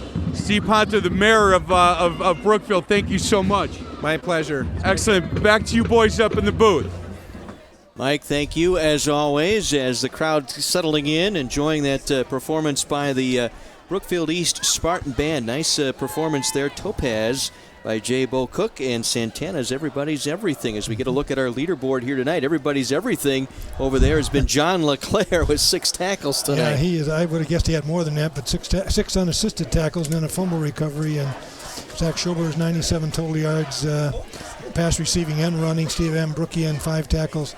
Charlie O'Dwyer has been held to 38 yards, and they need to find a way to get him down the field more and get him in the open spaces with the ball. It's been a rough night so far for Central field position-wise, as our leaderboard tonight brought to you by Wisconsin Lutheran College, Academic Excellence, Christian Leadership, and we talk about that, the field position playing a part in this game. Central pretty much starting drives inside their own 20-yard line. Well, as an old coach, I can tell you that playing on an 80-yard field is a lot different than playing on a 50-yard field, especially in high school, and especially if you're not a team that's able to pass the ball consistently. You've got to find a way to run and get those. That 10 yards looks awful long sometimes, and tonight it's been long for Central, and it's been getting longer for East since those first 2 field goals. Pair of field goals, that's all we got so far. Brookfield East pitching a shutout. They've done that 4 times already this year. They lead it 6-0 at the half. Second half action coming up. Thursday Night Lights presented by Wendy's.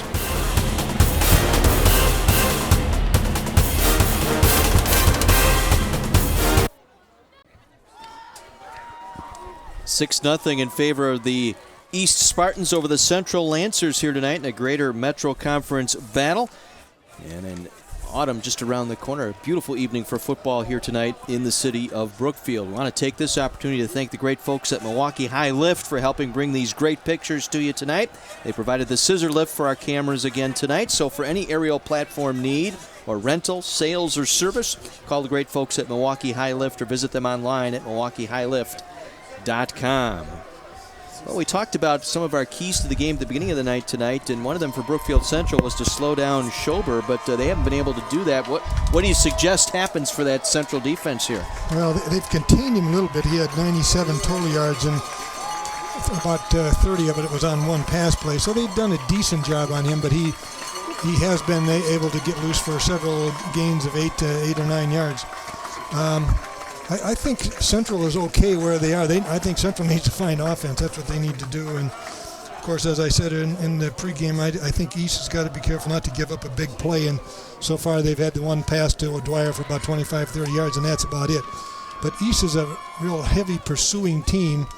If Central has something to take advantage of that we're pursuing with a reverse or a throwback or something like that, they might be able to get back in this game. East's penalties on offense in that first half, they've got to clean that up here in the second half. Well, that's true. They've been their own worst enemy. Again, they're a running team predominantly, and 3rd and 6 has been difficult for them, although one time they did run for it. But they haven't been able to throw the ball consistently to get that 6 to 8 yard gain, and I think you have to give credit to Central's defense. They've been in the passing lanes and done a really good job on their favorite patterns as far as defending them. Again, Central still in this ball game, just a touchdown away from knotting this one up. So they've got to at least be pleased where they're at, despite what happened in that first quarter and despite the fact they haven't been able to get their offense on track. Well, I wouldn't be surprised if Jamie Muellermans didn't talk that way himself at halftime, that it's 6-0. We didn't play very well the first half. It can only get better. And obviously a touchdown and an extra point puts them ahead. So this game is a long ways from over, and especially this rivalry. Last year it went down to the end. It was 14-10. East pulled it out. We'll see what happens here in the second half. I'm looking forward to it. Both teams have made their way out onto the field, getting set for our second half. Brookfield East with the lead here through one half of play on Thursday Night Lights, presented by Wendy's.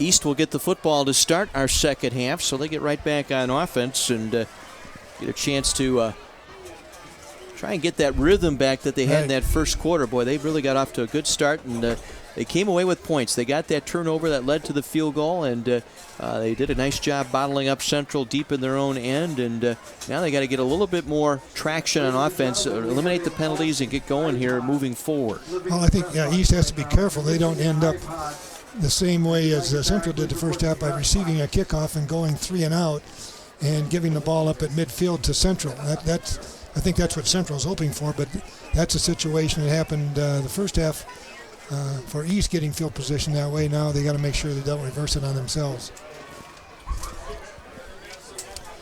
Again, Thursday Night Lights is available streaming live online. You can log on to my24milwaukee.com, click on the Thursday Night Lights link.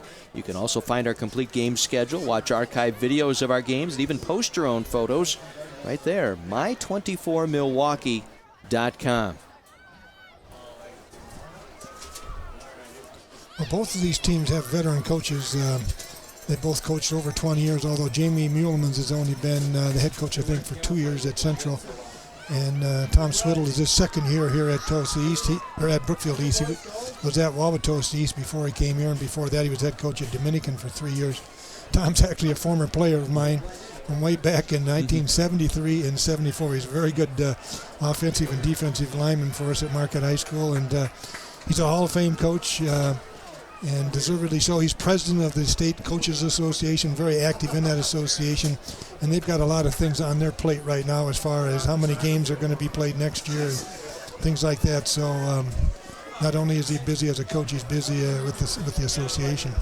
Just about every coach we've talked to has kind of been not happy with the way that's looking as far as the 8 games and the 9th game and all in kind of tournament right. For next year. And again, it's the issues of starting the season early. You've got that group of coaches who don't want that early August start up right. to football because of summer baseball ending 2 weeks early.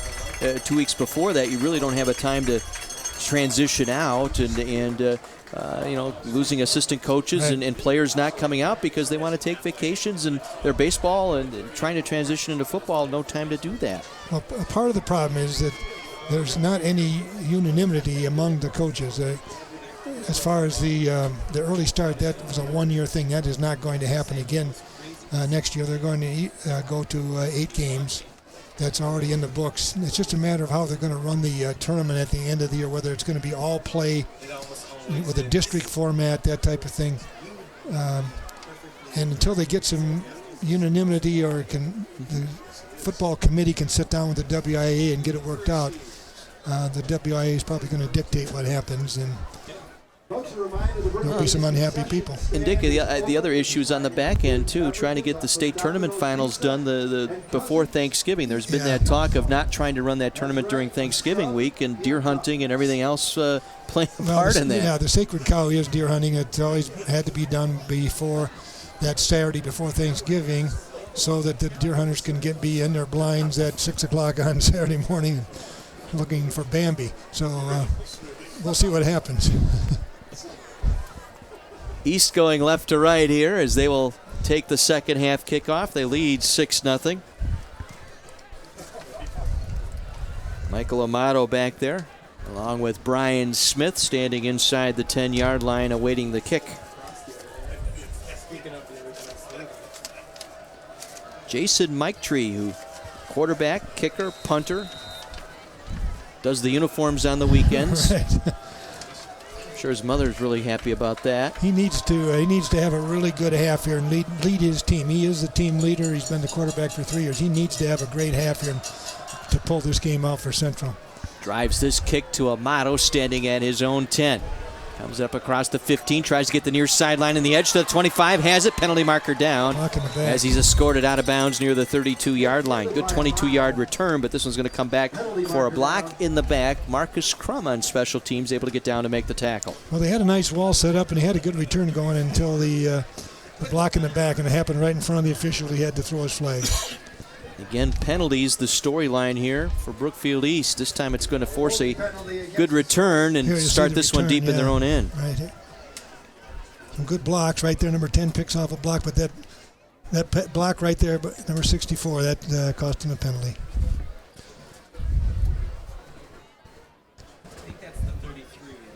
They'll call it a holding call. Okay. They'll step that one off and move the football back inside the 25-yard line. Officially spotted at the 24. Ball is spotted at the 23-yard line. It'll be a first down for Brookfield East to start things off here in the second half, leading it by a score of 6-0. Schobert's been the featured back here. He is the single back behind the quarterback, Pompos. Again, they fake it to Schobert. They give it to the wingman, and he'll take it down the far sideline and finally tripped up out across the 50-yard line. A little razzle-dazzle there. Alec James, their speedster, brought down by Rocky Johnson, and another huge hole here. But another penalty marker is down. Well, I want to tell you, Rocky Johnson makes this play, and he's the nose guard. He lined up on the center, and he ran down one of the fastest people in the state on that play. That is a great play by Rocky, but the penalty brought it back anyway. But that was East trying to take advantage of Central's shifting on defense when they put a man in motion, and that was a great call. They just didn't quite get it done. Holding the call here against the Spartans, and again, we'll move them back and take them out of a big play. So they've been their own worst enemy here throughout much of the first half, and now here are the first two plays of the second half, one on special teams, and first play from scrimmage here to start the third quarter. Well, the first half penalties were 5-yarders. Those you can manage, but these 15 and 10-yarders, those are killers. 1st and 12 here. As they'll send James in motion far side, and fumble on the snap, ball on the turf as they dive for it inside the 20-yard line. Looks like Central has it. They do. Central able to force the turnover. Lancer ball deep in East territory. Adam Miller, I believe, came up with it. Well, there's a little confusion in the backfield there as to who was doing what to who, and I think it showed up here on this exchange right here.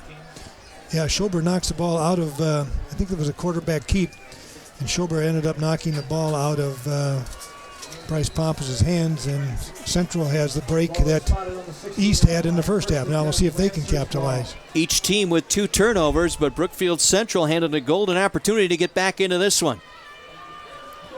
Yep. As they'll come to the near side, it'll be Mike Tree to the pylon. Touchdown, Lancers. Wow. Mike Tree, the quarterback on the draw, able to get it in, and just like that, we're tied at 6. Here. Fakes a handoff, goes left, steps out of one tackle, and outruns everybody else to the pylon. And with less than a minute gone in the second half, Central could be up by 1 point. How quickly momentum changes here. Right. And that's what happens in a big rivalry. Often you get a break, and if you don't take advantage of it, why, you win. If you don't, you won't. Mike Tree with a dozen now as he tacks on the extra point. 7-6 Central inside of a minute here in this third quarter. And again, they take advantage of the short field off the turnover, and they capitalize on the run-in by their quarterback, Jason Mike Tree, as we head downstairs to Mike McGivern. Hey guys, I talked to one of the officials, the sideline official at halftime, about that flag and the warning for Brookfield East. One coach had his foot on the line. One coach had his foot on the line. I got to tell you guys, one of the reasons I stopped coaching basketball, rules like that. You know, in a game like this, if that comes back to haunt Brookfield East, that would be a shame. I agree. I think there's much more going on between the hash marks than whether or not a coach is standing within his coaching box. Well, they didn't penalize him. That was a warning, so they didn't lose anything, but they would on the next one. Yeah, I'm an old coach. I know these officials, and I can't say anything. That's Dick playing it right down the middle. Oh, is that where I was? Okay. Just like your drives off that par 3 the other day, right? Oh, man. Yeah, just some things just are not worth arguing about. And I did see Tom Swiddle at that time, way back in the first half there, was giving him a few words of his own, but they got it resolved, and I'm sure they won't step over the line. Well, the momentum back to the Central sideline. They lead at 7-6 on the Mike Tree touchdown run following the fumble recovery. And East now trying to find that mojo here. as this kick will drift into the end zone for the touchback. And Brookfield Central, the Lancer, that sideline, well, it is perked up in a hurry here as they have come alive to start this third quarter. Well, I think Mo is wearing a white uniform right now, and this is the first time East has been behind all year. We'll see. This is a character builder.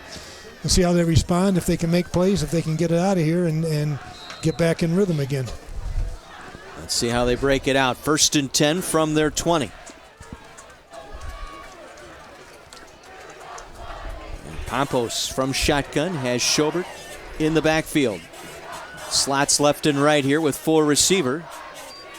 And they'll pass it to the slot man here on the near side, and he is met immediately. Amato drilled as he caught that football. Lucky to hang on to it. Shim, I think it was Billy Shim once again out there on the defense.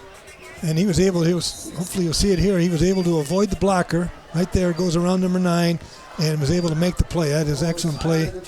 Terry Wallen. Yep. We'll get it right. A loss of 4, 2nd and 14 upcoming. So huge momentum shift here toward that Lancer sideline. 2nd and 14.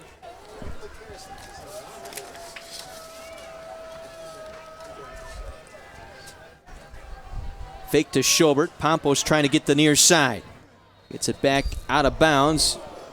Took out a couple of people on that sideline. Hope everybody's okay there as he got it back just shy of the 20-yard line as we get another look. Yeah, it's just a quarterback keeper right down the sideline and gets bumped a little bit. Does that qualify for a Boucher big hit? I hope he's all right. Things happen awful fast on that sideline. They got 3 of those yards back. 2nd and 11 here for 3rd and 11, for East. Pompos wants to throw. Looking that far side. Amato, it's picked off. Intercepted. That time it's Billy Shim. His second pick of the ball game, and just like that, Central in business at the 32-yard line of Brookfield East. Well, that's what I said at halftime. You had to be happy. If you were Central, you had to be happy where you were considering what had happened. And turnabout is fair play here, and they have their second good field position, and they could increase their lead here. Underthrown, looking for Amato that time, and it was Shim with his second pick tonight. 3rd turnover of the game for Brookfield East, and Central. That was a good pick. He had to track that down. That wasn't right to him. Mike Tree at shotgun. And he'll give it to... He kept it, He hung on to a good fake that time. Fake to Harris, took it around the right side. Gain of about 6, maybe 7 by Mike Tree. Ushered out by Brian Smith, the safety for East. Well, Central wasn't gaining any yards up inside, so maybe at halftime they decided we're going to pound the fullback in there and then just keep the ball on the edge and see if they can deal with it. Right now they haven't been able to block the linebacker, and he hasn't been able to get out there. Stepped out after 4 on that pickup. We got a penalty marker on the play.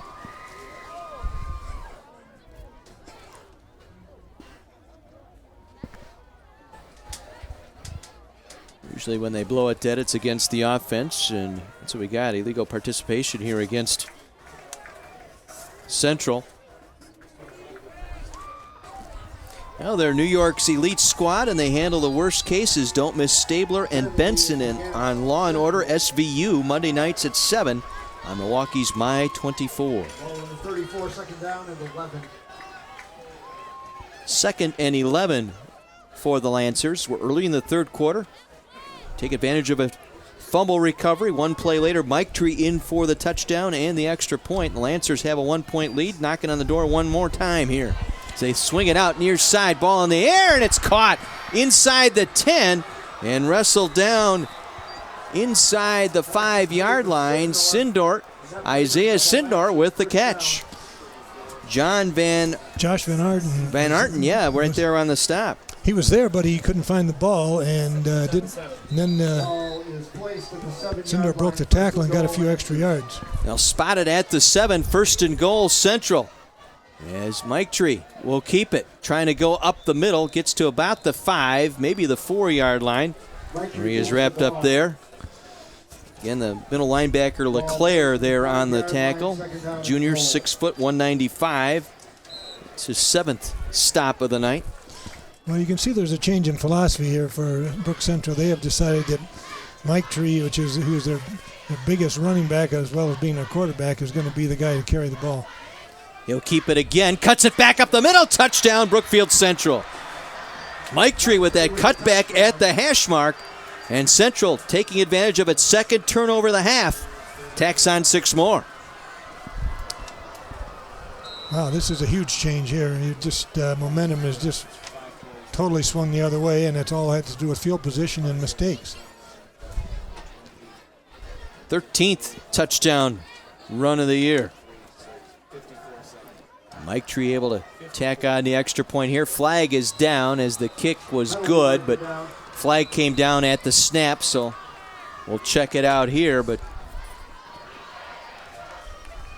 3 turnovers cashed in for 14 points, 13 actually officially until we figure out this penalty here.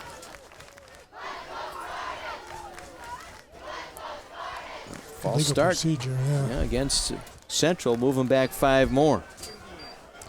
Well, in a game like this, every point is important. So if this, for some reason, this is no good, that's a huge win for Brookfield East. Push them back 5. They'll retry here.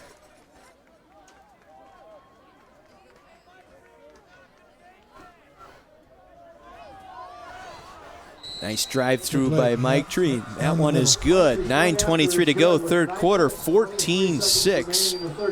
We had a man down here for East.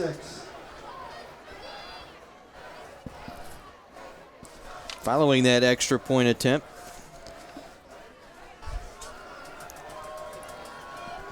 With a huge momentum swing here early in this third quarter. A fumble. 5-play, 33-yard drive here on the interception. Sets them up from 33 yards out. Mike Tree, his second touchdown. There you see Coach Mulemans. He's not smiling, but I bet he's feeling a lot better. And again, play is stopped for an injured Brookfield East player down inside the 15-yard line. Well, it'll be interesting to watch the body language for Brookfield East now to see if they.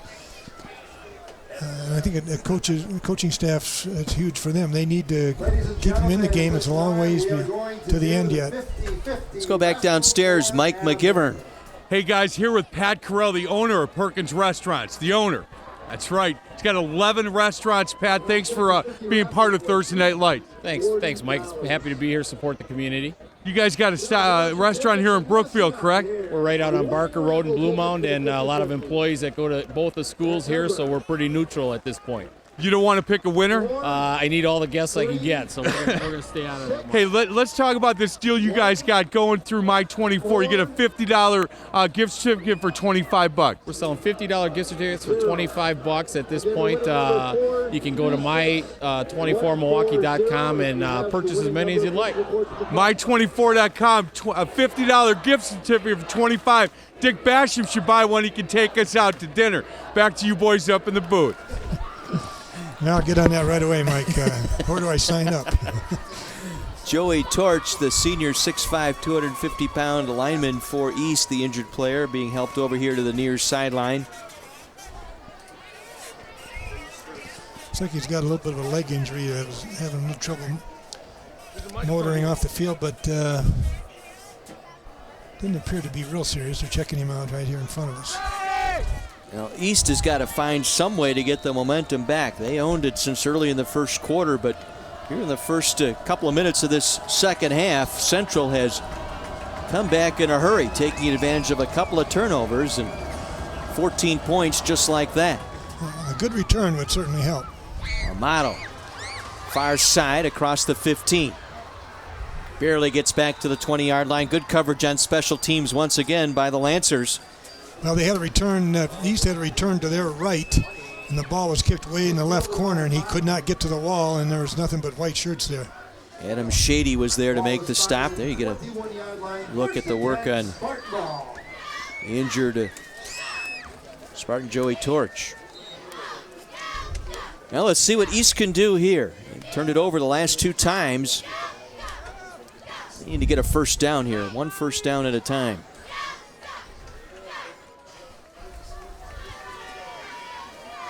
See if they go back to Schober here.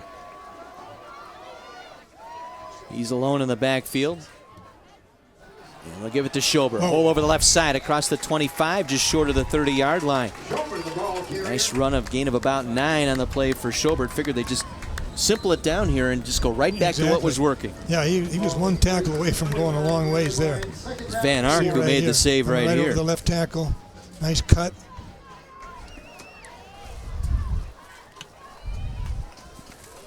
Second and 1.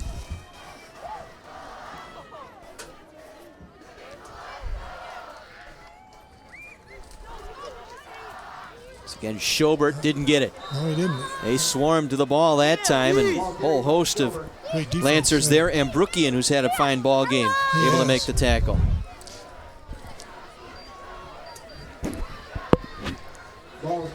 Not much there.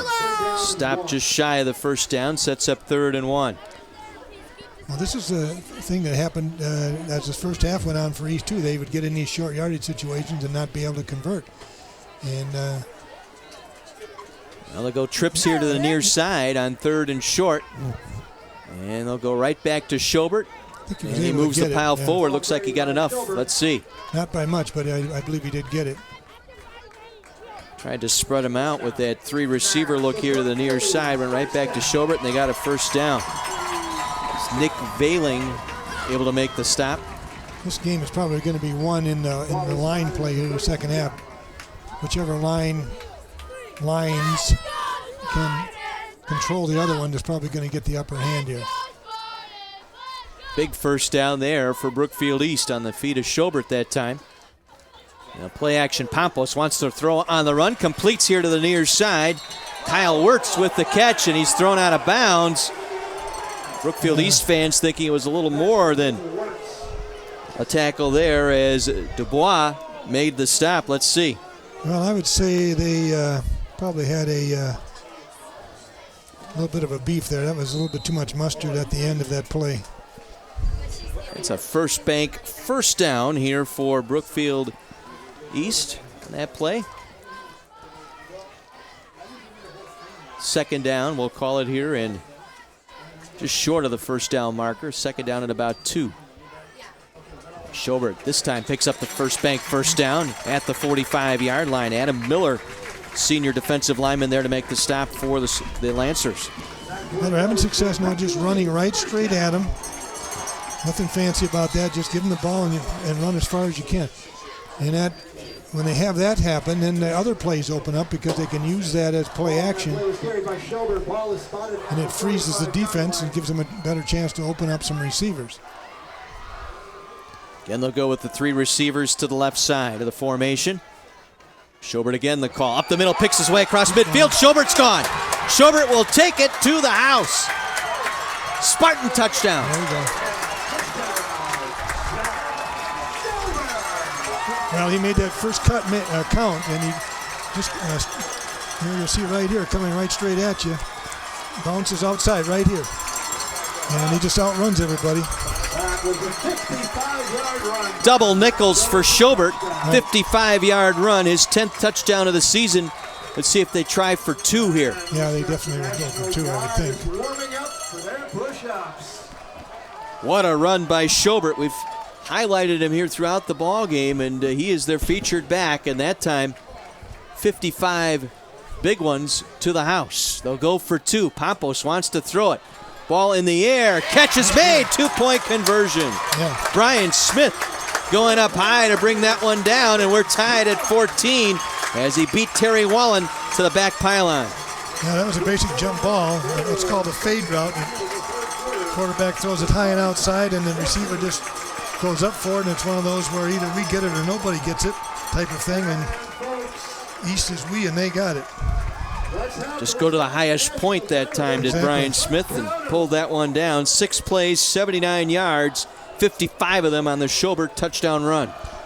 All right, there was a response. We said watch the body language and see what they do, and they went right down the field and put it in the end zone. That was an excellent job. Joey Torch has that ankle wrapped up with some ice, so he looks like to be done for the evening. That could be huge here defensively for Brookfield East, losing one of their starters. returning starter from a year ago, Joey Torch, who went out with an injury prior to that in that extra point attempt by Brookfield Central. So might have got stepped on. That can happen. well, you've got Marcus Crum and Charlie O'Dwyer back there deep for Brookfield Central, and they've been kicking it away from O'Dwyer. Not going to mess with that 4-5 speed. And they've been getting good coverage. I don't think they've had the ball outside the 20 yet on a kickoff return. So 3 touchdowns here in the third quarter, and we haven't even gone halfway through.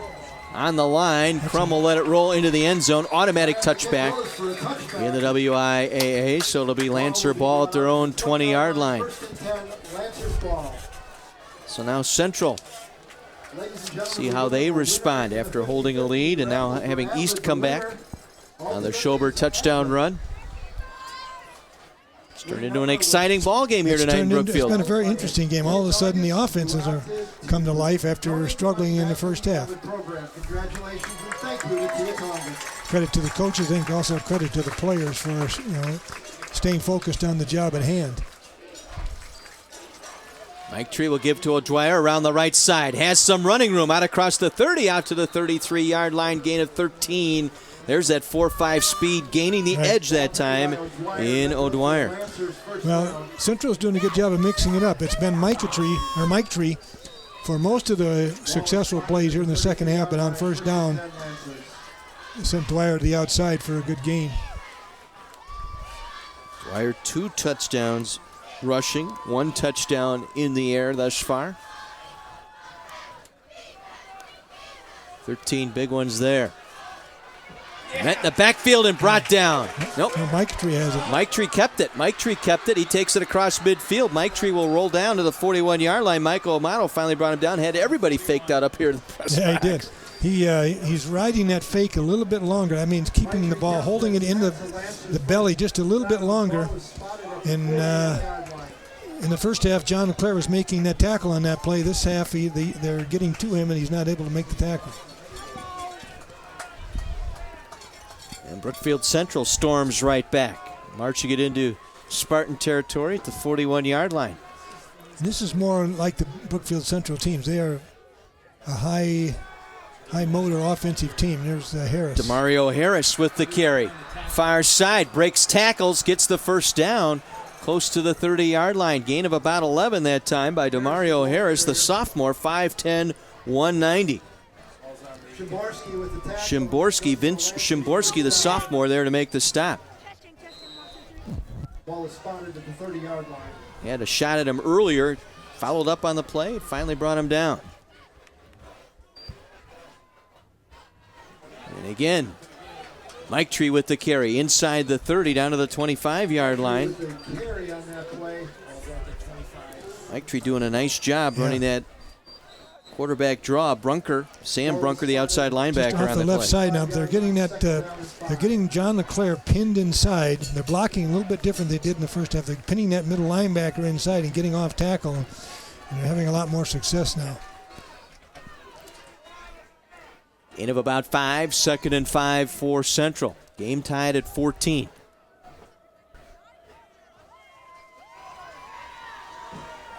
Once again, they try to go up the middle, but the Spartan defense right there, Andrew Sobchak, who's replacing Torch on the defensive line, able to make the tackle. Another thing that Central's doing, you'll see it. I guess you can't see it from the angle we have, but they're taking very wide splits in the offensive line, up to 2 yards, and that's what the effect of that is. It spreads the defense out more and creates more running room. Well, big third down here. And Mike Tree fakes the handoff to O'Dwyer, takes it inside the 25, close to another Lancer first down. Looks like he's going to be short. Nate Mikulski, the free safety, brought him down. Football's an interesting game. Here's a team that was able to gain 5 yards the entire first half, and all of a sudden now every play they run is at least 5 yards. They'll go for it here on 4th down. Mike Tree going to keep it. Mike Tree close. Let's see. Second effort. East staff thinks they've got him short as they unpile. They did. They stop him on 4th down. Hunt and Shimborski wrestled him down shy of the first down. Let's get another look. Well, that's number 77 was first one in there. That was huge because the momentum was turning back again to Central, and they stopped him now. East, what they don't want to do here is go 3 and out. They need to get a couple first downs themselves and get another score on the board. So East turns away the Lancers on downs. They'll take over on the 20-yard line. And Schobert trying the left side, nothing doing there. All collapsed almost immediately. A lot of white shirts across that line of scrimmage. Van Ark there to make the tackle. Central is flowing very fast to the play. I don't know if they've got some kind of a reverse or counter play they can run. I'm sure they do. They have wingbacks in there in the slots that could possibly do that. I didn't see any of that in practice, but I think it certainly could be effective here with the way Central is flowing to the ball. 2nd and 9. Ball at the 21-yard line.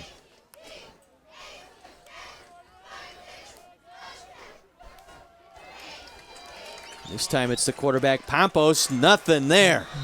Lancer defense solid up the middle. Led by Obashi there. Yep, Obashi there. Chikwe. Yeah, right. Chikwe Obashi. I thought we'd be calling his name a little bit more than we have done tonight. Maybe they're staying again, running away from him. But he's right in the same class as Alec James. He's big and quick and moves really well. There you see Torch, unfortunately being carted off here. And it looks like an ankle injury for Brookfield East, as Pompos now with time going to throw back near side. Receiver fell down. Incomplete. It was intended for Wirtz. He slipped and fell. Smith was also out there, Brian Smith. I believe Wirtz was the true intended target there, and he just simply fell down. And Pompous had a defender right in his face. He really, I don't think, could even see the receivers by the time he threw it.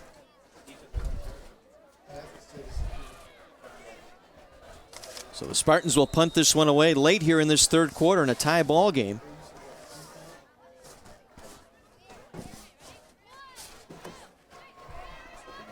This will be a low spiraling kick that collides with the player, defender, ball loose as they scrum for it near the 45-yard line. That'll be interesting to see who comes up with that one.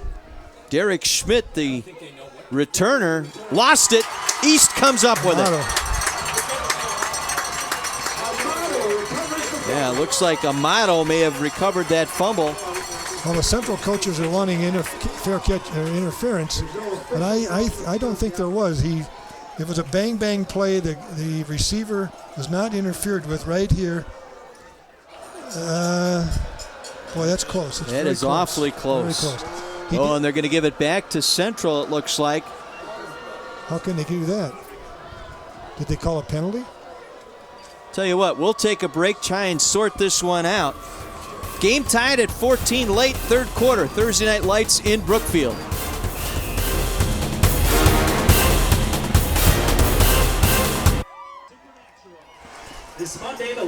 Tie ball game here late third quarter, and a reversal on the call. Well, I'm confused. If indeed Brookfield East recovered it, which they signaled he did, I don't see how they could give it back to Central if there wasn't a penalty for some kind of interference. And I didn't see a penalty, I didn't see a fair catch signal, but East is not complaining and Central's happy, so I guess we'll not worry about it. Central ball at the 45 of East. Play action. Mike Tree looking to throw downfield and incomplete. Receiver trying to sell out that time. Fully. Amato on the coverage that time. As that pass intended for Pettigene, his first look here tonight. I think Amato's got 4 interceptions in the last 2 games, and they keep throwing his way. Guess they don't think he can do it again. Pettigene will tell you he should have had that one right through his arms. Right. 2nd and 10. Mike Tree has it, and down he goes. Not to be fooled that time. Hudson, Giovanni Hudson, the defensive end for Brookfield East. He's lucky he didn't cause a fumble there. Central's lucky he didn't fumble there, because he almost got the handoff. Ball is spotted at the 48-yard line. 3rd down and 13. Critical 3rd down here for Central, trying to take advantage of a short field here as they got that punt recovery at the 45, but they've been moving backward here. Mike Tree under pressure. Mike Tree gets away. Will scramble far side, gets out of bounds well short of the first down, but a penalty marker thrown after the play. Wow. East will be tagged here for a late hit. That'll get my first down, too. It's quite a far, maybe we can see it on the replay here, but definitely out of bounds there. Wow. Shimborski, I believe, the guilty party. I think he slipped over there. I don't think he got hit. I wonder if they could show that again. Yeah, that. I think the official saw him go down and assumed he got hit. Slow it down one more time here, yeah. He gets hit right 31. Two didn't hit him, no. He tripped over the down marker. He trips on the down marker and goes down, and that's when the guy pulls out the flag. Oh, that's interesting. Maybe he felt it was a late hit by number... well, of course, the East fans here not agreeing with that because they had a play here on the near sideline that was not called. But that was a different official, different side of the field. Demario Harris wrapped up by John LeClaire. What a night he has had, their leading tackler, and then showing you why he's closing in on double digits here tonight. Well, the East defense needs to step up again. So 2nd and 12 facing Central here. So they get set at the line of scrimmage. Kind of their little hustle up, their NASCAR, if you will. A couple of names that you'll see bandied about for this hurry-up offense. Mike Tree over the middle. Completes to O'Dwyer, breaks the tackle inside the 25. Well, the defender was right there, too, for Brookfield East. That was Nate Mikulski. He's a very good free safety. He's small, but he has been a 2-year starter. He's very good, and he just didn't wrap him up enough to 2 against 2 there, and O'Dwyer wins that one. Short of the first down, though. It'll be 3rd and about 1. Ball spotted at the 24-yard line. So another critical 3rd down facing Central here. Harris, the lone man in the backfield. They'll go double wing. And they'll give it to O'Dwyer. Gets the edge, 1st down and more. Yep. Buries his head near the 20-yard line and out of bounds there. Well, you're exactly right. He was able to get outside the edge of the defense. Good block on the right side over there. Amato there to make the stop. But enough for a first down here for Brookfield Central. I think that was Crum that made the block over there that sprung him and got the corner. Well, check out the Wendy's Varsity Blitz High School Football Coaches Show every Saturday morning at 10 on Sports Radio 1250 WSSP. Mike McGivern and Joe Cook will talk to a different coach each Saturday morning at 10 on Sports Radio 1250 WSSP. Mike Tree again up the middle this time, short of a first down, gain of about 7, maybe 8. Sam Brunker making the stop. Here it is right here. Almost a fumble on the exchange there. Mike Tree decided to keep it. But speaking of Joe Cook is the offensive coordinator for Brookfield Central. Joe is outstanding coach, many years at Oak Creek, and this is in his first year as being the coordinator here at Central. He really knows how to run this option offense. Spinning move inside and driven back there. Was that Harris? I see James in there. Let's see, it was 32 on the carry. That would be Jordan, Craig Jordan, tailback, senior. He's now he hasn't played a lot tonight, but he's I think the 2nd or 3rd leading rusher. James and Brunker there to make the stop. There's Joe Cook. Get some FaceTime for the radio guy. Yeah, there he is right there. And the clock will roll out here as the 3rd quarter comes to an end in Brookfield. Brookfield East hosting Brookfield Central tonight on Thursday Night Lights. We're knotted up at 14, headed to the 4th quarter. Thursday Night Lights presented by Wendy's.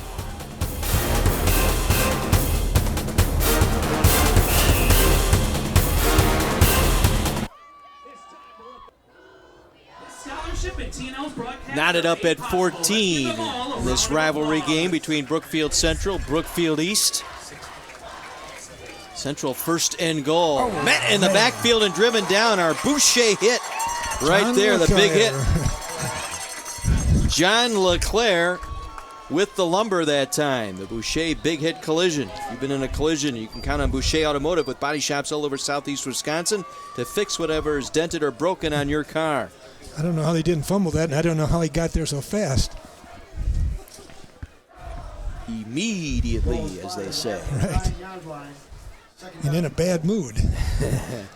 Mike Tree wants to throw, slant. swings it out, completes. Harris, touchdown, Central. That was a nice call and very well executed play. They ran a slant to the wide receiver, and the back just swung out of the backfield, and they cleared it out for him, and he walked in. That was a little too easy. DeMario Harris, his 8th touchdown of the year. And an impressive 10-play drive here by Brookfield Central. That was a very well executed drive, and they're back in control. But there's plenty of time left for East to come back. High snap, ball down. Mike Tree drives it through the uprights. Again, just like the third quarter started. A quick score by Brookfield Central, and they jump back out by 7. 10 plays, 55 yards on that drive. Yeah, I think it took them 49 seconds in the third quarter here. And again, that call reversal on that punt, originally given to Brookfield East, taken away, and then, of course, the roughing call on the sideline. We'll talk more about it, but first let's head down to Mike McGivern. Hey guys, been really impressed with Brookfield East people here in the hospitality. I ran into Nate Merritt here. He's got 2 kids, volunteer coach here at Brookfield East, security, and oh, by the way, Dr. Nate Merritt. Hey, you went to Brook East, you're an alumni? Yeah, it's good. Anytime I can get back here, it's always fun to just come back and see the kids play. It's a great time. Can't imagine a lot of security work here at Brookfield East. No, kids are pretty tame and just having a good time, so it's good. You know, I love guys that give back to the school that they went to. You want to say hi to anybody? Yeah, hi to Brady and Abby, 2 kids. Watch out for Brady. He'll be in a couple of years. He's only 2 years old, but he's squatting about 150. Squat 150. There you go. You know what? That might get Coach Basham back out of retirement. Back to you boys in the booth. They start him young out here in Brookfield. That's right. Probably should get a urine sample on him, maybe. 21-14, Central on top of East early in the fourth quarter. Good ball game here tonight, as expected. It was a 6-0 ball game at the half. This is not a surprise, that's for sure. This is what we hoped for when we scheduled it. They're not disappointing us. This will be a short kick, and it'll be recovered by one of the upmen at the 25-yard line. Stephen Tongas, who came on top of that football, went in the turtle right there at the 24-yard line, and that's where Brookfield East will get it. There's our recap, 10 plays, 55 yards, just under 3.5 minutes. Harris, the 9-yard touchdown reception. Now East, see what they do here. Schobert, the lone man in the backfield, slot left, slot right. They want to throw. They're going to go down the far sideline.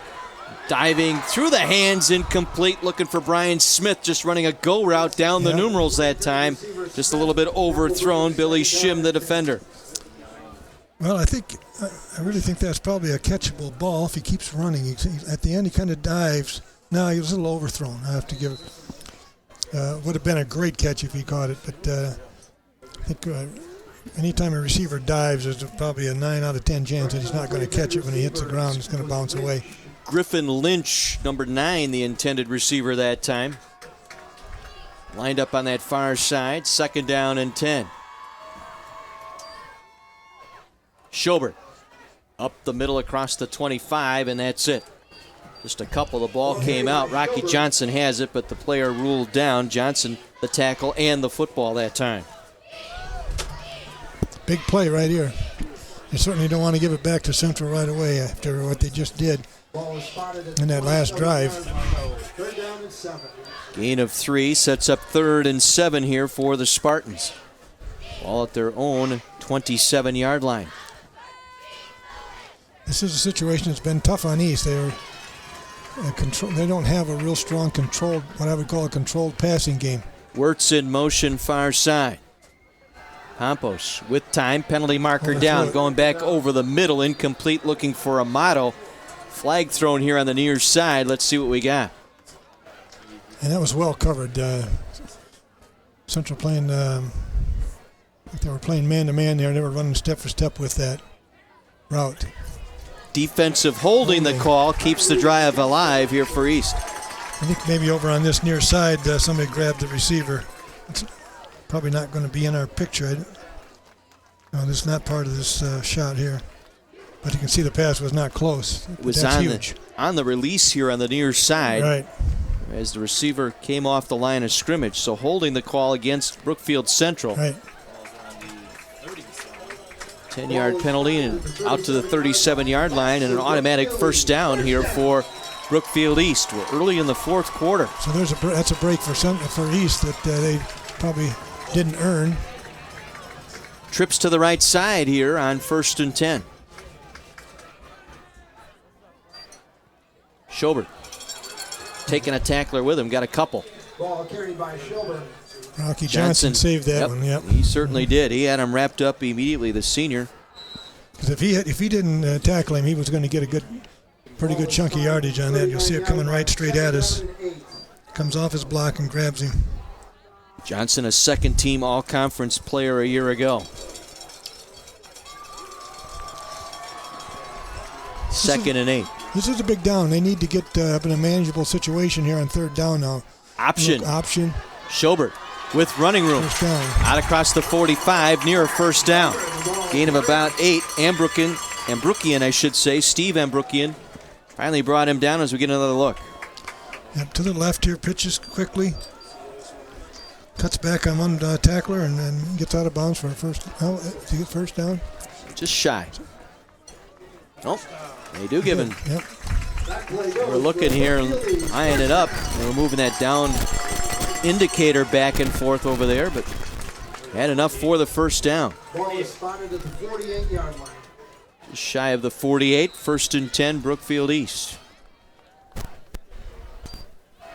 Hampus wants to throw, nothing there. We'll scramble it up with some running room and ushered out of bounds just across midfield. He's a good runner. He's got good speed. Picks up half the distance, about 4 yards, maybe 5. Austin Van Ark with the escort that time. Gain of about 5, we'll call it. 2nd and 5. Stops the clock, 9:44 to play. Schobert, the lone man in the backfield, 3 receivers right side.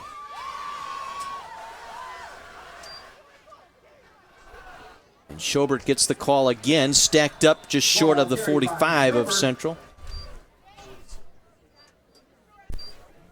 And up from the bottom of that pile was Ambrukian along with Miller, excuse me. Straight ahead, yeah.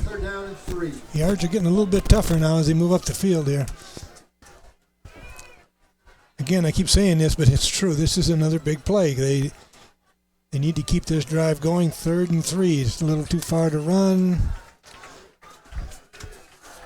But their short passing game hasn't been that successful. Smith and Wirtz out to the far side. Amato and McCudden here to the near side. Pompos rolling out under pressure. Gets it away. And it is caught at the 40-yard line. Smith somehow came back to the football, bailed his quarterback out, saw he was in trouble, came back for it and made the catch. Let's take a look. Where did he come from?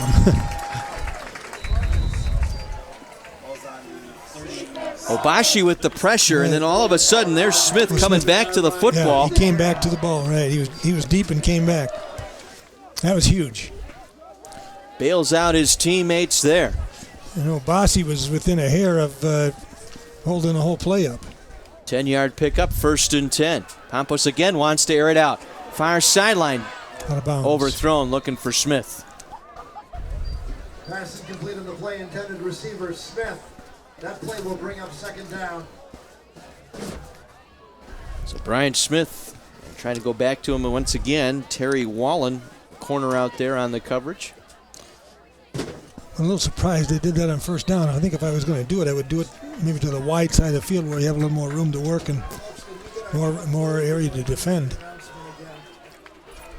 Campos again will work from shotgun. Speed option, he'll keep it himself this time. Takes it up the middle, inside the 35, brought down by Ambrukian. About the 33-yard line, short of the first down, brings up 3rd and long once again here for Brookfield East. Well, they're probably in 4-down territory here. They're probably a little too close to punt, too far to kick a field goal. So I think they'll probably use both downs if they need to get the first down. 3rd down and 6. 3rd and 6, we'll call it here.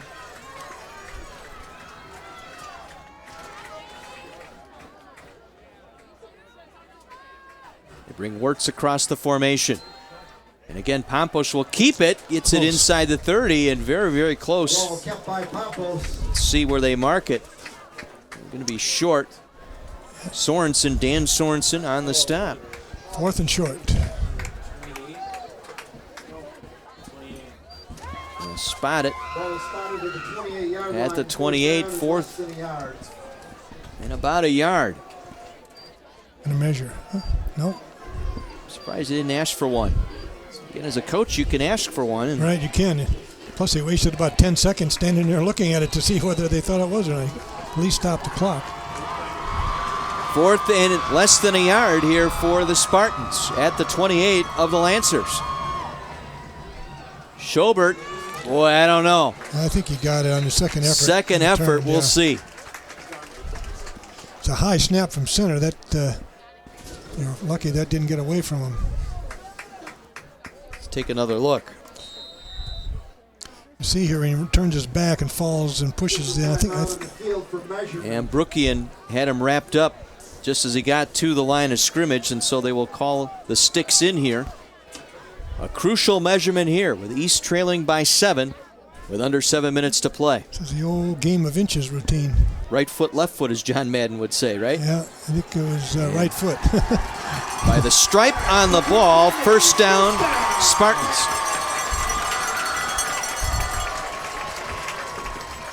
Kaz with the good camera action there. You saw it right there. They stretched right. out by that first stripe of the ball. They get the first down. 27-yard line, 1st and 10. Coach Swiddle dialing something up here, trying to get something going midway through this 4th quarter, down 7. Schobert, lone man in the backfield, and now we got officials stopping play. Timeout. Timeout, Brookfield Central. They will burn a timeout here, their first here of the second half. As they will talk about it here, more or less get their defense together here and rest up a little bit. Fatigue starting to set in as East has just marched it right down the field here. Well, Sal Logie, who is the D coordinator, was the head coach at Brookfield East for a couple of years, a few years ago. And Tom Swiddle came in and replaced him. Let's go downstairs to Mike McGivern. Hey guys, I'm here with Dr. Matt Gibson, Superintendent, Elmbrook School District. Hey Doc, thanks for joining me tonight. It's a pleasure to be here. This is what high school football is all about, and Brookfield schools are both doing well tonight. Yeah, you can't root for anybody, right? I root for both of them because they're all successful kids, so it's great. You know what? Speaking of success, I asked you what the overall ACT average last year for these schools were. What's the number? 25.2 is the overall. Brookfield East 25.3, Brookfield Central 25.0. Highest we've ever done at both schools. It's phenomenal. You know, they need to get him to come down to Milwaukee, but he said no, probably not. Doc, thank you so much for your time. It's been great talking to you. It's my pleasure. Thank you. You bet. Back to you boys up in the booth. Schobert with 159 yards rushing. As Pampas rolling out near side, going to get rid of it. Was he in bounds? Yes, he was. Wirtz with a nice catch. Walking that tightrope, able to pull that one in for the reception. Let's get another look. Well, in high school, you only have to have 1 foot in. I don't think he had any more than that. You are correct. That right foot came in. Dubois with the stop. The 22-yard line, 2nd down and 5. Gain of 5 on the play. Stops the clock with 6:36 to play. Spartans trailing, but on the move. Their longest drive of the ball game thus far.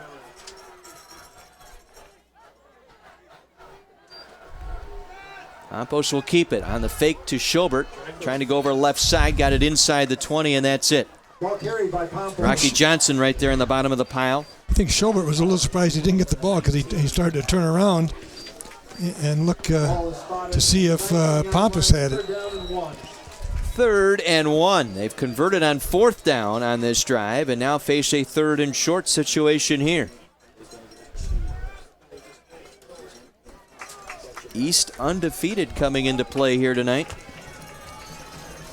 They still have games with Marquette And Sussex Hamilton to end the season. Schobert up the middle, touchdown Spartans. Wow. Ran it right up the gut. That's the way he is, and you give him a little crack and he's gone. Right into your living room here. Shortest distance between 2 points is a straight line, and there it is. Now a critical extra point. And he's the kicker. Schober, his second touchdown tonight. 11th of the year, and he will attempt the extra point.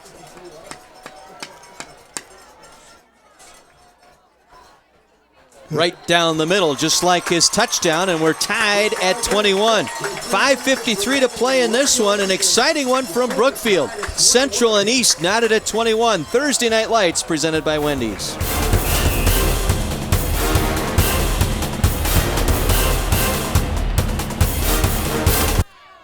Broadcast experience. East answers, comes back on their longest drive of the game. Schober, his second touchdown of the game. 15 plays, 76 yards. Last 19 by Schober, taking 5.5 off the clock, and we are knotted at 21. Well, it's going to be interesting now because we're running a little short on time, and most of these teams are not real quick hitters normally. Doesn't mean they can't, but there's not going to be a lot left for whoever gets the ball back. Crum and O'Dwyer standing deep. They've been kicking away from O'Dwyer here throughout the entire night.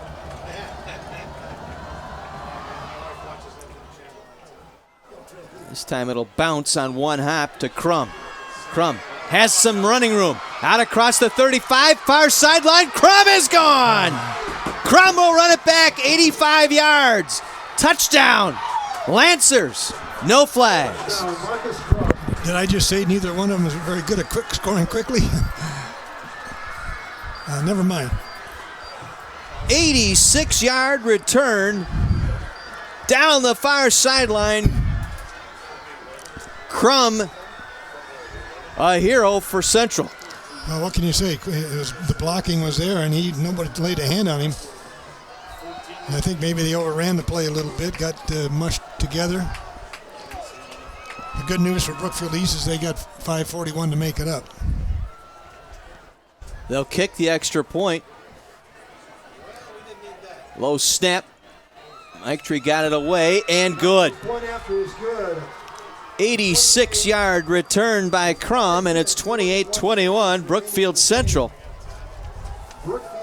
Any momentum on this near sideline gone on that play. What a beautiful run by Crum, taking that one hop. It was. And sometimes on a kick like that where the ball does bounce, the defenders get down a little bit too deep, and once you crack that line, then it's clear sailing all the way to the goal line, and that appeared to be what happened there. Wisconsin National Guard members getting a workout tonight. 49 points posted on that board. I will say this, I think East has got a couple guys that can probably do the same thing given the opportunity, so we'll see what happens here. Well, let's see what the Spartans can do here. Crum, first touchdown return of the season. 86-yard return. Just when they needed it. Timing is everything. Mike Tree has been able to kick it in the end zone. This would be a good time to do that, and that takes care of any return. Well, they kicked it short last time, just over the front wave, and see if that was mishit or if that was by design. Or not, yeah.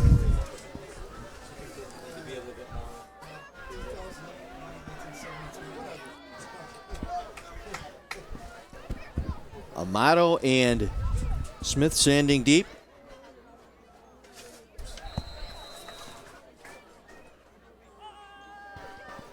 Mike Tree tees it up middle of the 40-yard line. Lancer sideline. All smiles right now. Again, a low line drive kick. It'll bounce around. McCudden's got it. Maybe McCudden will take it out across the 25, short of his own 30-yard line. Kick fielded by McCudden. Well, still good field position. Looked like Michael Mavis on special teams coming down to make the stop for the Lancers. Good field position, as you said, Coach, right at the 30-yard line. Plenty of time, 5:36 to go, trailing now by 7. Yeah, exactly. We'll see what their strategy is. If they'll just stay with the game plan, which is mix it up and keep giving it to Schober, I think that has been successful so far. I don't know why they wouldn't keep doing it. Single back is Schober. He'll get the call. Across the line, and that's it. Maybe a yard. Johnson on the bottom there. Also there. Looks like it was Nick Veiling. Yep, Veiling and Johnson both there. Gain of 1, second down 9. I'll tell you, this defense fired up now following that touchdown run. Exactly. Trying to contain Schober. They have the lead. They need to protect it. They'll go trips to the right side here on 2nd and long. They'll run the option that way. The pitch back to Schober. Schober trying to get the edge. Nothing doing. Good read defensively there as they strung it out. So we get another look. Just a lead option. Quarterback takes and attacks the end, and when the end commits to him, he pitches the ball. DJ Lee. Good pursuit by the defense right there. Yeah, Lee making the tackle. Senior for the Lancers. Sets up 3rd and long here. Big down. Under 4.5 to go. I would say they call one of their best plays right here. Whatever they think their best play is, this would be it. Campos steps up, fires, intercepted. Overshot Wirtz, and it's picked off. Billy Shim, 3rd interception tonight. Well, it's a great interception. I've noticed that Bryce Pompous has a tendency to get his weight on his back foot. You can see there, and when you do that, you get your weight back. You have a tendency to throw high, and that was right to him. 4th turnover tonight. 3rd pick tonight for Billy Shim. Right, he's had a great night. 1st and 10 Lancers ball. Well, now the Spartans have to buckle up on defense here. They got to get the ball back. Mike Tree. Do his best here. Try and run down the clock as best they can. And pick up a couple of first downs if they can. And they give us to Harris. Bulls his way across midfield into Spartan territory at the east 49-yard line. Nate Mikulski, the receiving end of that hit. Well, we haven't said a whole lot about Harris tonight. He's only a sophomore, but he runs really hard, and he's only going to get better in the 2 years he's got left. He's already a good player.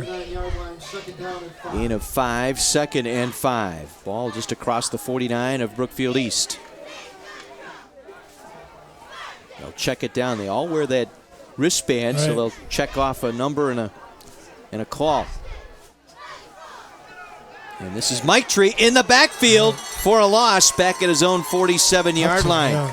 Giovanni Hudson blew that play up along with Alec James. There'll be a loss of 6 on the play. Sets up 3rd and about 11 here for Brookfield Central. Well, that's exactly what East needed to do because they got him in a long yardage situation now, and if they're almost forced to put the ball in the air, either that or just take the best shot they can on the ground and be willing to punt it and get field position. East can get a stop here. They probably will take a timeout. Try and preserve some of that precious time here late in this 4th quarter, trailing by 7, a 3rd and 10. Central's going to take a timeout. Central will take the timeout here. They're 2nd of the half. They have 1 remaining. Stops play with 2:52 to go. I think that's a good timeout.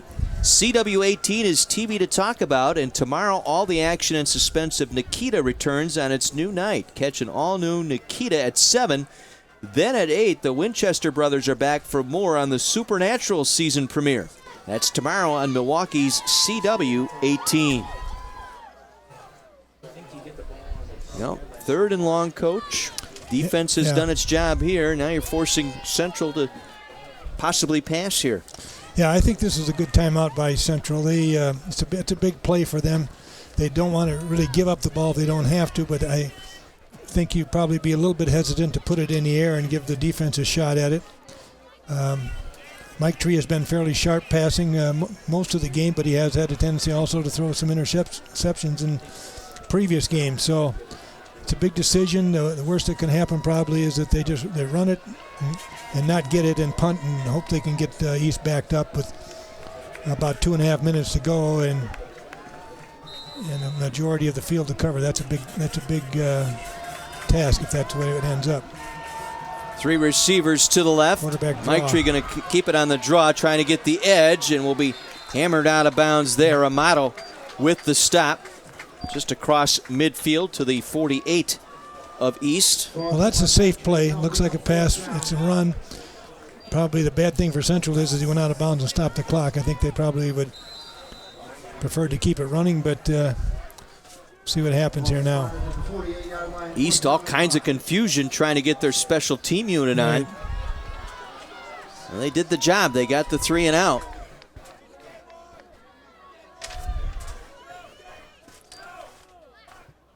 And Mike Tree will kick this one away. Schobert let it hit the turf. He'll have to get away from it. It'll be backed all the way up to the 2-yard line. Wow. 46-yard punt, no return, down at the 2. East 98 yards away from tying this one up with 2:36 to go. Well, from Central's standpoint, that's about as good as it gets right there. Unfortunately for Schober, he didn't get a good bounce on the ball, and so he had to let it roll.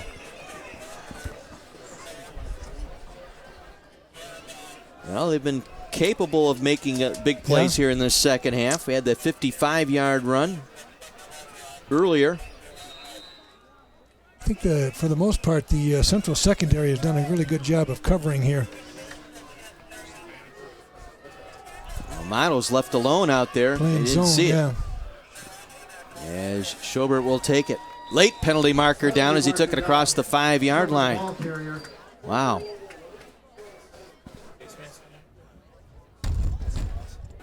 It's going to go on Central here. Face mask? Yep. Yep, face mask call here against the Lancers.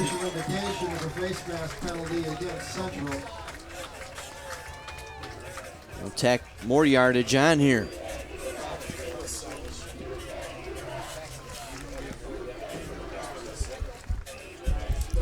I didn't see, was it a personal foul or just a 5-yarder? Just a 5-yarder. Okay, but it's a first down. 5-yard face mask. It was enough for a first down. They'll move it out to the 13-yard line. Well, at least they're not in their own end zone now. That gives them a little more room. Coach Swiddle on that near sideline. This is a situation that East practices every week, and they're certainly ready for it. Schobert, hole up the middle. Schobert taking a tackler with him out to the 22-yard line, gain of 9. Van Ark along for the ride. The thing about this is if you back your defense off a little bit, trying to play what they call a prevent, then you create a lot more room up front for the runners, and they have enough time and timeouts that they can run a little bit. They're getting help here with the possible first down and stopping the clock. With that run, Schobert now over 200 yards rushing tonight. Wow. They'll bring the sticks in for a measurement, stopping the clock with 2:11. It's Central sideline. Hard to tell who's leading and who's trailing there. I think East has all 3 of their timeouts left. I don't recall them taking a timeout this half.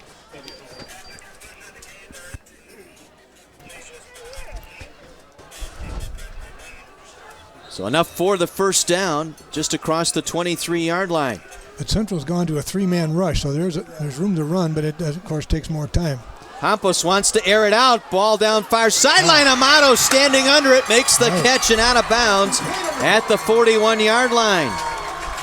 Billy Shim gave him some room there. I didn't want to let him get behind him, but that ball had a lot of air underneath, and Amato had to wait. Shim was in the vicinity. He seemed to be kind of frozen by the play, and I don't think he knew the receiver was there until he looked up. But that ball was certainly in the air long enough that he probably could have gotten over there. 34-yard pickup. And East now in business in Central Territory. They'll mark it at the 43 of the Lancers here with 1:58 to go, a 7-point game. Well, this has been a fun game here, particularly in this second half. Hope you've enjoyed it at home as well. They'll swing it out near side. Wirtz with the catch. Wirtz trying to get the edge. Wirtz out of bounds at the 35. He was pushed out. Late penalty marker.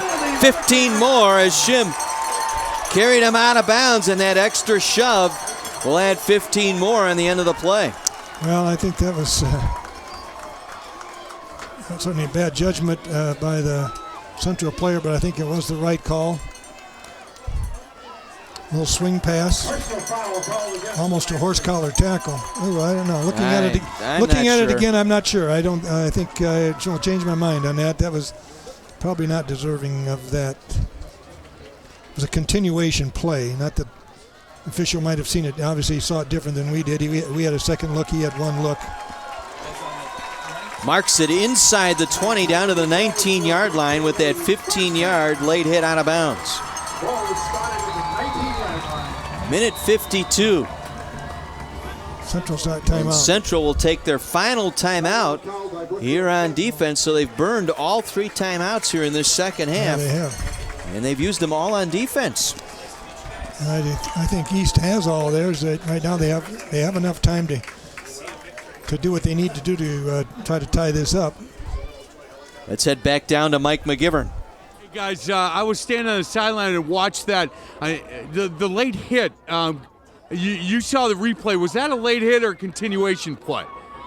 Continuation. I got to tell you, this is the same official who made the call for Brook East, and he's throwing the flag. That one, I think he's going to see a replay on it and think twice about it. Yeah, unfortunately, he doesn't have the replay. We do, and he has to make that judgment just like that. And again, it's a tough judgment there because you're trying to watch the runner, the tackler, where the feet are in position to the sideline, and not to make excuses, but again, it's a tough call. But well, in the college and pro game, they have 2 officials on the sideline, and they can bracket the play. He's got to do everything by himself. Pampas wants to throw, brings it down. Pampas on the run, over the 10, and dives forward short of the 5-yard line. 15-yard pickup, and Brookian saved the touchdown there. East takes a timeout. East will take a timeout as we get another look. He drops back and he brings it down. It's meant to be a pass. He decides to run with it. Central is only rushing 3, so there's not nearly the rush, and they're defending with 8 in the secondary. Again, East this is a situation they practice. They know what they're doing. They're running the same plays that I saw in practice on Tuesday, and they're executing them the way they did in practice. So it gets a little tougher than when you get inside the 10-yard line. There's not as much room to defend. I'm going to get a little bit ahead of myself, but if you get the touchdown here, do you go for 2 in the win, or do you kick for the tie? Personally, I would kick the extra point and get it tied up. That's first thing that my objective would be to get it tied, and then we'll deal with everything after that. Especially now that you go from the 25-yard line. It's a little bit different than when you used to go from the 10.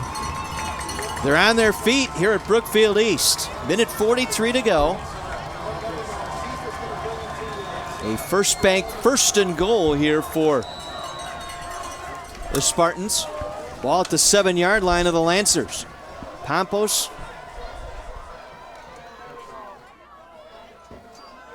will give to Schober. Schober brought down short of the 5-yard line, a gain of a couple. Nice play out there by Veling. Nick Veling coming in, an extra defensive back out there for Central, able to bring him down. Clock rolling here, under a minute and a half to play.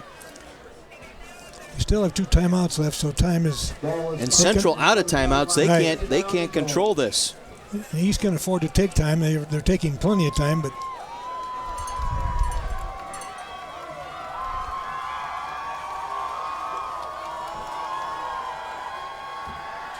Pampas looks left. Throw it away. Going to throw it away. Incomplete. Everybody covered in the back of that end zone. Looking for Wirtz. Well, now it's getting a little tighter here because they're down to 3rd down. Clock stopped. 59 seconds to play. 3rd and goal. I don't know. The Central is playing off. They're only rushing 3, unless they bring a 4th man in now. I can't tell until they line up. It might be a running play, might be in order here. Schober is awful quick. McCudden coming in. He and Amato go to the right side. Yeah, Wirtz and Smith here to the near side. Schober, the low man in the backfield. They want to throw. Pampas fires it. Short hops incomplete. He was there. Looking for Wirtz, but the ball was underthrown. Yeah, Short hop Wirtz incomplete. Pampas didn't get his feet set. He threw off his back foot. He had the man open, and he just didn't get it there. And now we're down to the last play. I think if I was East, I'd take a timeout, and they did. Yeah. They will take a timeout. And, Coach, this is where you go into that playbook. You find the best play you can run right here. I'm a little surprised they haven't gone back to Schober, even though they're rushing 3, but he's been their solid player tonight. Over 200 yards rushing, a pair of touchdowns tonight. And you would think at some point he would have got the call down here other than that first down play.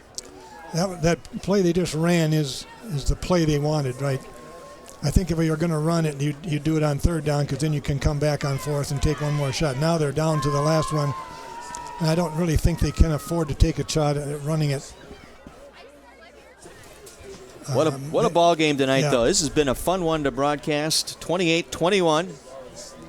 Been a lot of swings in the game. It's gone back and forth. First half it had its own characteristics, and the second half has been pretty much wide open. And it was 6-0 at the half. A pair of field goals from early in the first quarter. Right. Presentation of the trophy for the victor tonight. Well, the Spartans break their huddle. They got one timeout remaining. They face a 4th and goal from inside the 7. Central's playing man-to-man.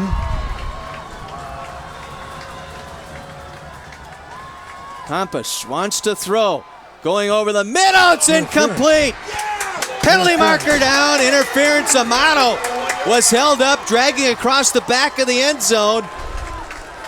Interference. May be the call here. Let's see.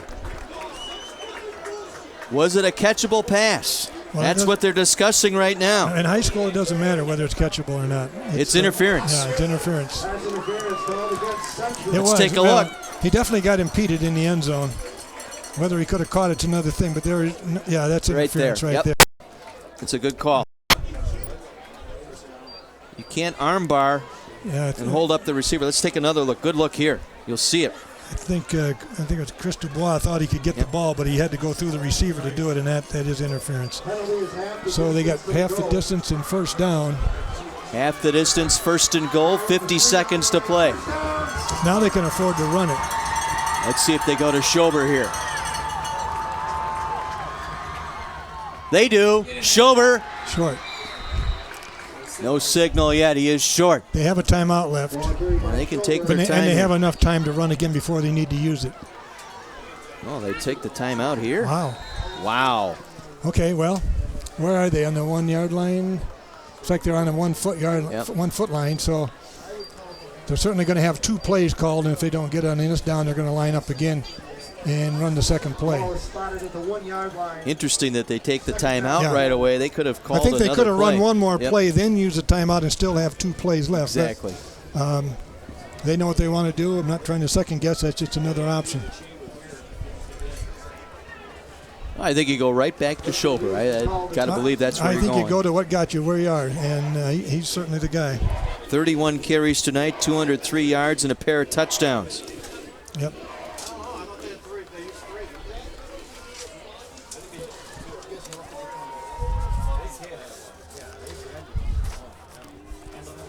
Discussing things, the defense. Again, Central out of timeouts, East out of timeout.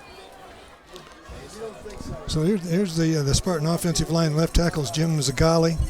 Senior 6'5", 285. Left guard Eric Weller. Junior 6 feet 250. Tommy Tusshouse is the center, 5'11", 185. Taylor Lucas the right guard.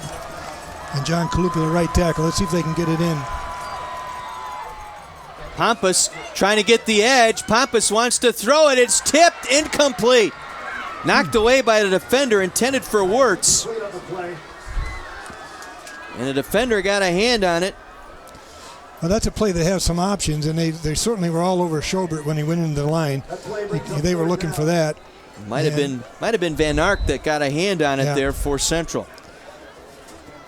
Well, 3rd and goal from the 1. Now Wirtz will come out. They'll bring McCudden back in. He will line up to the right side of the formation with Amato. They'll bring Smith over here, single receiver left side. Schober, the lone man in the backfield on 3rd and goal from the 1. He gets the call, touchdown East. Schober, his 3rd touchdown of the night, and they're an extra point away from tying this one up. Well, they went back away from the motion man, which is where they had the least defense, and that was successful there. Obashi, last man there, couldn't quite keep him out of the end zone, and they're lining up to kick the extra point. We go with the old swinging gate formation. Right.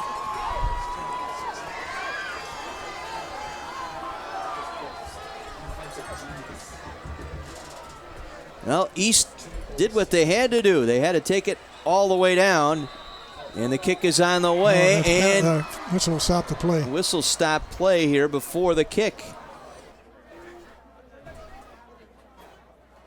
Oh, procedure call here Somebody against moved. East. Movement. I didn't see that, but I'm a long ways away. Wow. Well, he's certainly capable of kicking it this far. It's not exactly what East wanted, but they're capable of making it from this distance. But it gives you a little bit less margin of error from here because it's longer distance to go. Weissmuller, the long snapper. Pompos, the holder. The ball is down. The kick is on the way, and it is good. Just snuck it in that right upright. My goodness. Good thing it wasn't 5 yards farther back. I don't think it would have been good. We're tied at 28. 12 plays, 98 yards. Yeah. Schober, his 3rd touchdown of the night. Well, credits goes to the coaching staff of East because I know they do practice it. The kids executed it. But remember, the last time they kicked off, Central ran it 86 yards for a touchdown. Of course, I don't think they're going to kick it deep now. Although they can't, they have to kick it down the field. They can't give them the ball at midfield, I don't think, and give them a couple shots at the end zone. Central has no timeouts, but they certainly can run plays by throwing the ball to the edge of the field. As they make first downs, the clock will stop to reset the change. So all he needs is a field goal. Yep. And Mike Tree's got a really good leg. Well, now your decision here, you got to at least get it downfield a little bit. Crum ran one back 86 yards. You don't certainly want to kick it to O'Dwyer. Well, they're playing like it's going to be an onside kick. I would kick it right over in the left corner over. I'd kick it in this corner down there because there's nobody. You can't see it on the screen, but there's nobody back. Now they're moving somebody back. O'Dwyer's working his way back there, but there is nobody in the left corner of the. They're moving back now. They're not playing for onside anymore. Brandon Richter, the important kick here. And he will kick this one away. He did drill it. And Crum will get out of bounds, shy of his own 25-yard line. 25 seconds remaining here in this 4th quarter. Lancers out of timeouts. It's Brian Smith, I believe, we got down there to finally drill him out of bounds. And we'll mark it at the 26. Ball is spotted at the 26-yard line. 1st and 10, Lancers ball. So let's see what the Lancers have in mind here. Mike Tree. We'll just hand it off. Up the middle, big hole. Harris gets outside, gets the first down near the 40-yard line. Clock will stop, 19 seconds while they reset the chains. East needs to pay attention. This game is not over. Van Artsen again making the stop. 1st and 10. Lancers, they'll hand it off. Harris again. That'll run out the clock. Run out the clock out, yeah. So we'll head to overtime. 2nd week in a row for Central. As the time will expire here in regulation, tied at 28. So we'll have overtime tonight here at Brookfield East. East and Central in a key Greater Metro Conference showdown. We'll play at least an extra period here. Right. Both teams now get the overtime is like the college overtime. They go from the 25-yard line. Each team gets a chance to score, regardless of what the other team does. They'll flip a coin. Somebody will win the toss, and you have a choice of whether you want to defend a goal or take the ball. Each team will get another timeout. You can get a first down. Once the other team recovers the ball, if they intercept or recover a fumble, then that try is over for that team, and then they switch it around. While the teams regroup, we'll regroup. Regulation ending in a tie here, 28-all. Brookfield East, Brookfield Central will step out back with overtime on Thursday Night Lights, presented by Wendy's.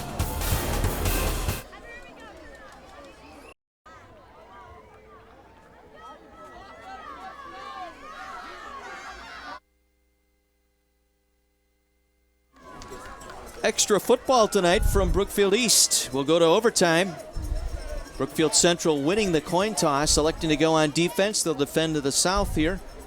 To our right, Brookfield East will have the football. Brookfield East will have the ball. East going 98 yards in the final minute to tie this one up at 28. Central chose to go on defense, so then when they get the ball, and both teams do get the ball, regardless of what happens with the first one, they'll know what they need to do in order to win the game. Here we go, first overtime period.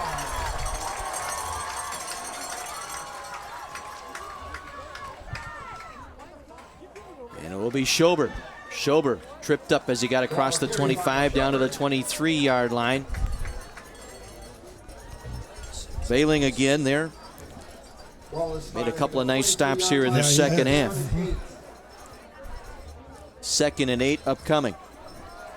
Again, we're in overtime. Each team will get a possession from the 25-yard line. East will go first here, facing a 2nd and 8 from the 23. Trips here to the near side. Pompous wants to pass. Hitches, now goes deep in the end zone. Jump ball, incomplete. Yep. Smith, the intended receiver. Wallen defending the play. It was there. It would have been a great catch. Thrown to the deep corner where it's pretty much your receiver gets it or not. Nobody. Well, they get 3rd and long. Again, they can get a first down at the 15-yard line. Right. You can come right back, try and maybe have 2 plays ready to go here. Pompous will work from shotgun once again. Slot left, slot right. Fake to Schober. Pompous under pressure. Pompous gets away. Going to throw it into the back of the end zone. He threw it away. Smith tried to help his quarterback out. He did that earlier in the game. He cut his route off, came back to the quarterback. I think if he had kept going to the back of the end zone, that's where Pompous thought he was going to go. Yeah. Well, Bashi was in there putting pressure on him, and he didn't have a lot of choices. Now they're down to 4th down, and they're not going to kick a field goal. They're going to try to get the first down.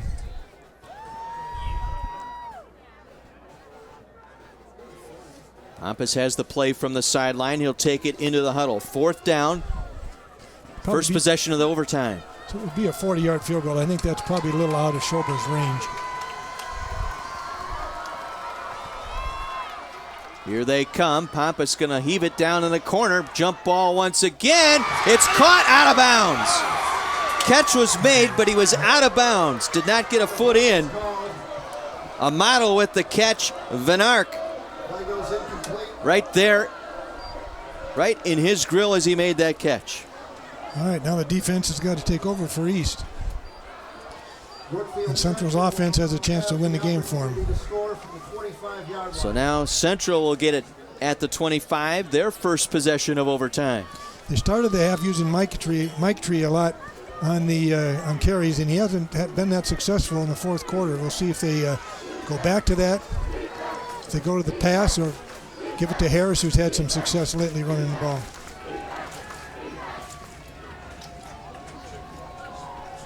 Harris had a couple of strong runs at the end of that 4th quarter. Oh, there's that fake. Mike Tree faking to O'Dwyer, kept it, and he was wrapped up right at the line of scrimmage. Giovanni Hudson, the senior, there to make the tackle for no gain. Yeah, Hudson has had a good second half. We've called his name several times. He's done an excellent job. He's the other defensive end opposite Alec James. Between the two of them, they've got a nice set of bookends there.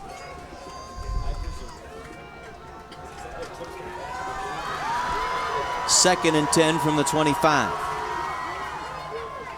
Harris picks his way. Harris with Harris inside the 5, short of the goal line. 1 yard line. Wow, he got away. 24-yard run by Harris, broke 3 tackles. Smith brought him down short of the goal. Here he is right here. Once he cleared the line of scrimmage, he was Katie by the door. 1 yard line, first down. First and goal from the 1.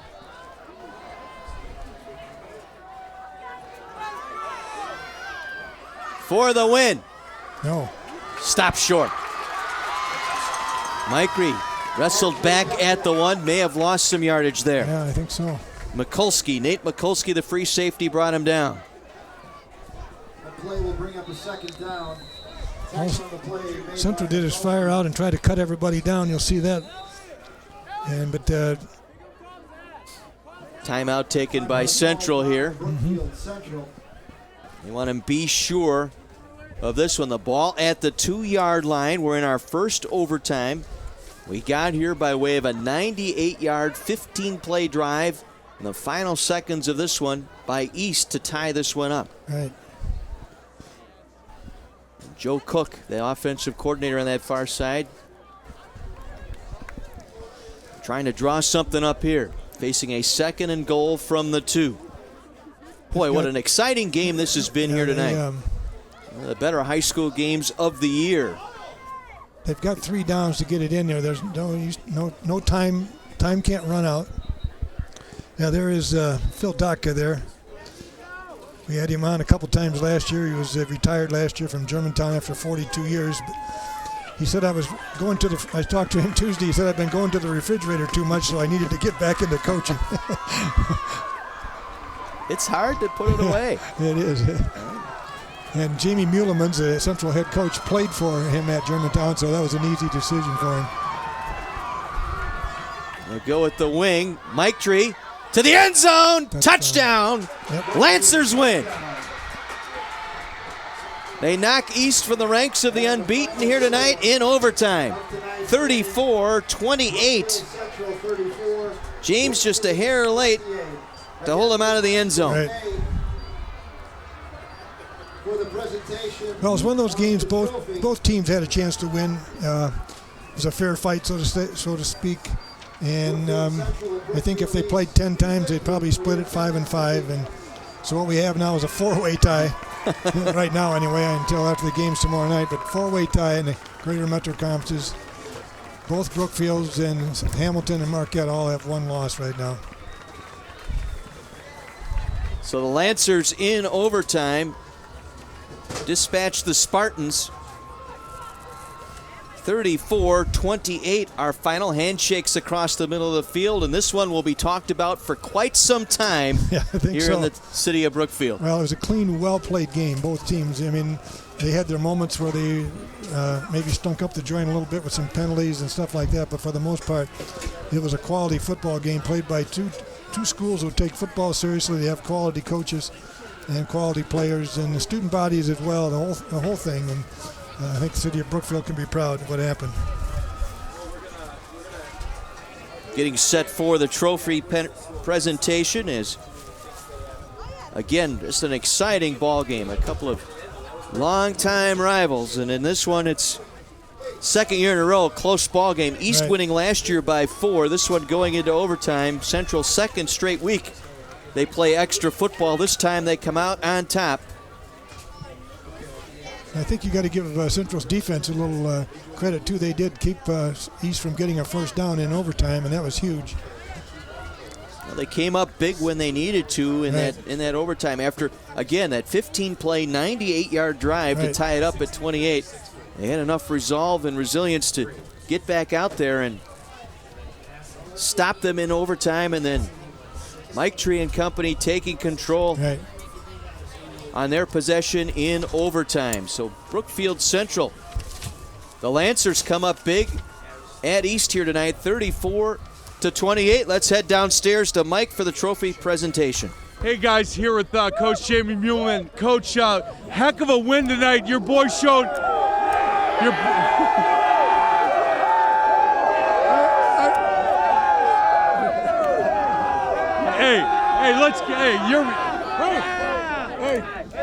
Your boys showed a lot of character, man. You know what? First half, holding them to 6, I think, was a key to this one. Absolutely. Defense played outstanding. Defense, what do you say, boys? Special teams, Marcus Crum, what do you say, boys? Offense coming through and punching in. What do you say, boys? Good job. Good job. Hey, congratulations. Your metro now is congratulations. To a break. Hey, other side of the break, we're going to wrap this thing up. Congratulations, Lancers. Thank you. Hey, Jason, hold it up high.